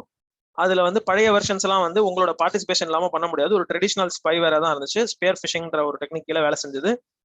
பட் பின்னாடி 2019 வெர்ஷன் எல்லாம் பாத்தீங்கன்னா வாட்ஸ்அப்பே அஃபிஷியலா என்ன சொல்லிடுச்சு, 0 கிளிக் அட்டாக்கு நாங்களாம் வல்னரபிள், அது மாதிரி ஒரு டெக்னிக்கும் வந்துருச்சு அப்படின்ட்டு. அதை பேஸ் பண்ணி தான் 0 day அட்டாக் அப்படின்ற ஒரு சிச்சுவேஷன் வருது. 0 day அட்டாக்னா அந்த வீக் ஸ்பாட்ஸ், டிவைஸ்ல எங்கெங்கெல்லாம் வீக் ஸ்பாட்ஸ் இருக்கோ அதை பேஸ் பண்ணி அட்டாக் பண்றது. இதை பத்தி மேனுஃபேக்சரர்ஸ்க்கே தெரியாத ஒரு சூழ்நிலை. மேனுஃபேக்சரர்ஸ்னு எழுதிட்டேன். மேனுஃபேக்சரர்ஸ்க்கே தெரியாத சில செக்யூரிட்டி வல்னரபிலிட்டிஸ் எல்லாம் are not aware, not yet அவேர்னு எழுதிக்கிறது தான் இன்னும் கரெக்ட். இன்னைய நிலைமையில அவங்களுக்கு இதை பத்தி தெரியாம இருக்கும் போதே அதை யூட்டிலைஸ் பண்ணி அஃபெக்ட் பண்றது. டிஃபால்ட் ஆப்ஸ்குள்ளேயே இந்த பிரச்சனை எல்லாம் வருது. ஸோ செக்யூரிட்டி வல்னரபிலிட்டிஸை யூஸ் பண்ணி டக்குன்னு இந்த மாதிரி மிஸ்டு கால் கொடுத்து இன்ஸ்டால் பண்ணிக்கிறது, அந்த மாதிரி வேலையெல்லாம் செய்யறது. ஸோ இதோட நேச்சரை வந்து பார்த்தோம் எப்படி வேலை செய்யுதுன்ட்டு. ஆண்ட்ராய்ட்லயும் வேலை செய்யும், iOSலயும் வேலை செய்யும். இந்த ரூட் ஆக்சஸ் பத்தி பார்த்தோம். பெகசஸ் நேரா உள்ள போனதும் ஒரு ரூட் மோட் தான் ஆன் பண்ணி ரூட் ப்ரிவிலேஜஸ் தான் எடுத்துக்குது. ரூட் மோட ஆன் பண்ணல, பட் ரூட் ப்ரிவிலேஜஸ் எல்லாத்தையும் எடுத்துக்குது. ரூட் மோட ஆன் பண்ணாமலே போன் வந்து ரூட்ல இருக்கிற மாதிரி, அப்படி யூட்டிலைஸ் பண்ணிக்குது. இப்போ கேமரா, மைக்கு, ஃபோனு, இன்ஸ்டால் அன்இன்ஸ்டால் இது மாதிரி எல்லாத்தையும் கண்ட்ரோல் பண்ற எபிலிட்டி அதுக்கு இருக்கு. இது கிட்டத்தட்ட ஒரு சூப்பர் அட்மின் மோடுங்கிற அளவுக்கு சொல்லலாம். இவங்க என்ன செய்யறாங்க, கண்ட்ரோல் சென்டர், அதாவது இதை அந்த அட்டாக் பண்ணாம பாத்தீங்களா அட்டாக்கர், அவனுக்கு இந்த விக்டிமோட இன்ஃபர்மேஷன் எப்ப போகும்னா பீரியாடிக்கா போகும். அது அந்த கமாண்ட் கண்ட்ரோல் சென்டர்ல உட்கார்ந்து இருக்கிறவனுடைய விருப்பம்.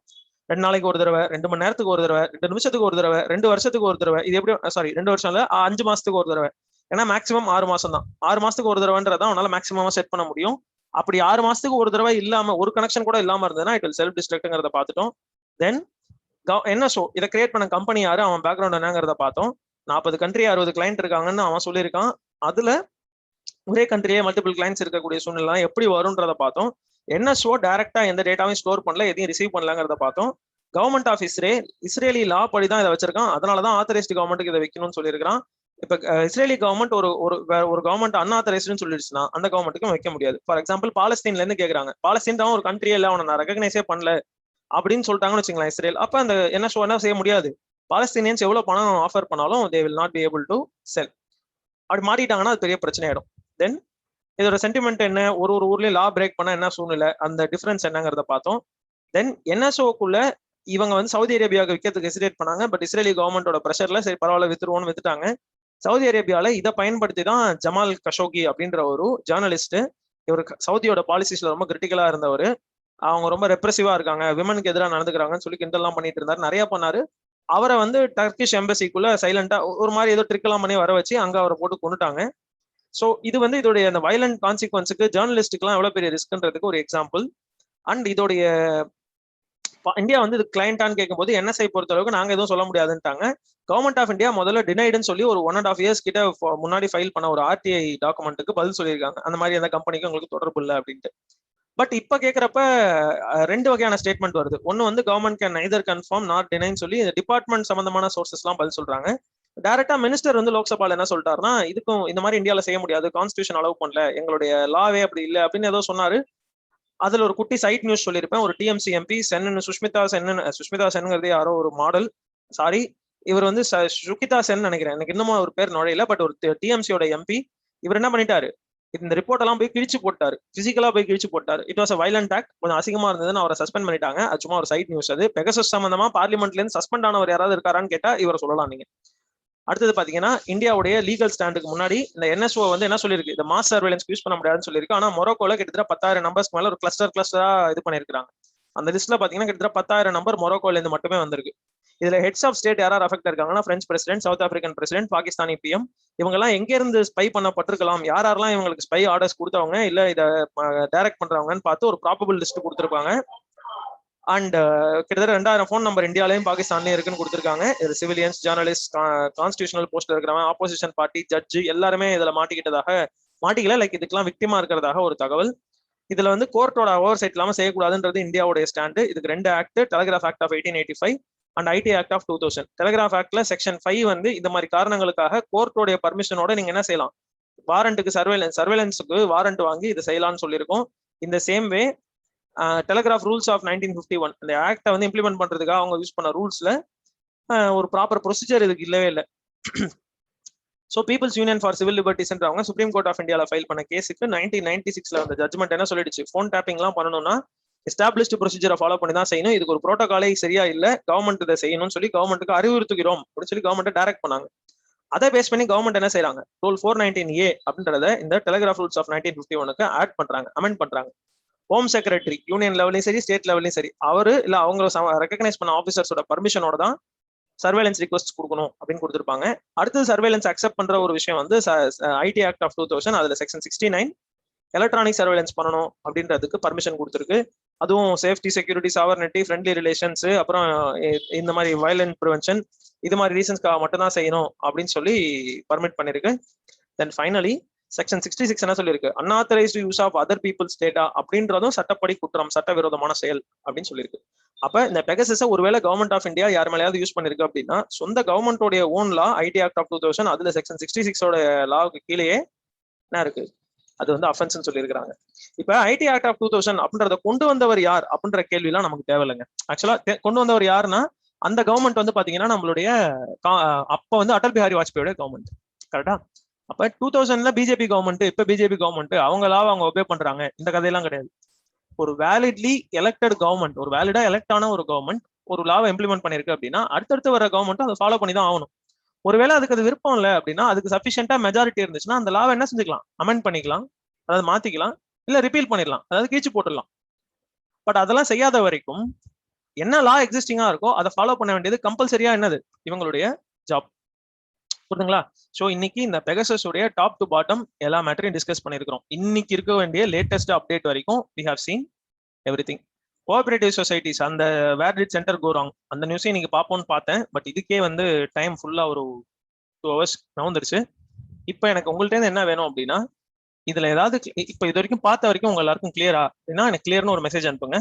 இஃப் நாட் என்ன இஷ்யூன்றதை சொல்லுங்க. we will try to solve it now itself.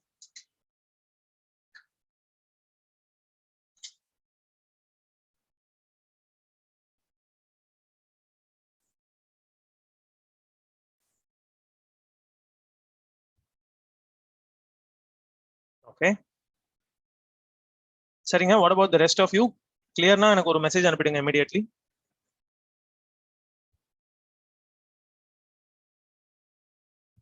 Okay, இன்னும் ஒரு 4 பேர் 3 பேர். சரி, which year they found Pegasus? Honestly இது வந்து யூ கேன் நெவர் ஃபைண்ட் அவுட்டுங்க. இதுக்கு வந்து 2-3 ரீசன் நான் சொல்லுவேன். இப்போ NSO கேட்டீங்கன்னா அவங்க ஏதாவது ஒரு ரெஃபரன்ஸ் இயர் சொல்லுவாங்க. பட் 2018 பிகினிங்ல செய்ய ஆரம்பிச்சோங்கிற மாதிரிலாம் சொல்லுவாங்க.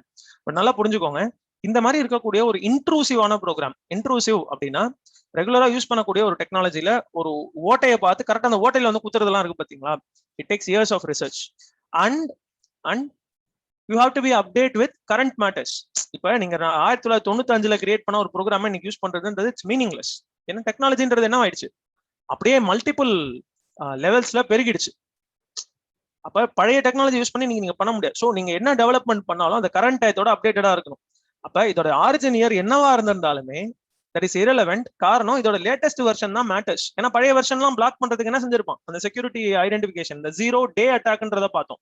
0 கிளிக்க பத்தி நான் பேசல, 0 day அட்டாக் பார்த்தோம். அதாவது மேனுஃபேக்சரருக்கே தெரியாத சில செக்யூரிட்டி வல்னரபிலிட்டிஸ் யூட்டிலைஸ் பண்ணி உள்ள வரது தான் 0 day அட்டாக் இல்லையா. திருப்பியும் சொல்றேன், இது ஒரு கொஸ்டின் ஏரியா.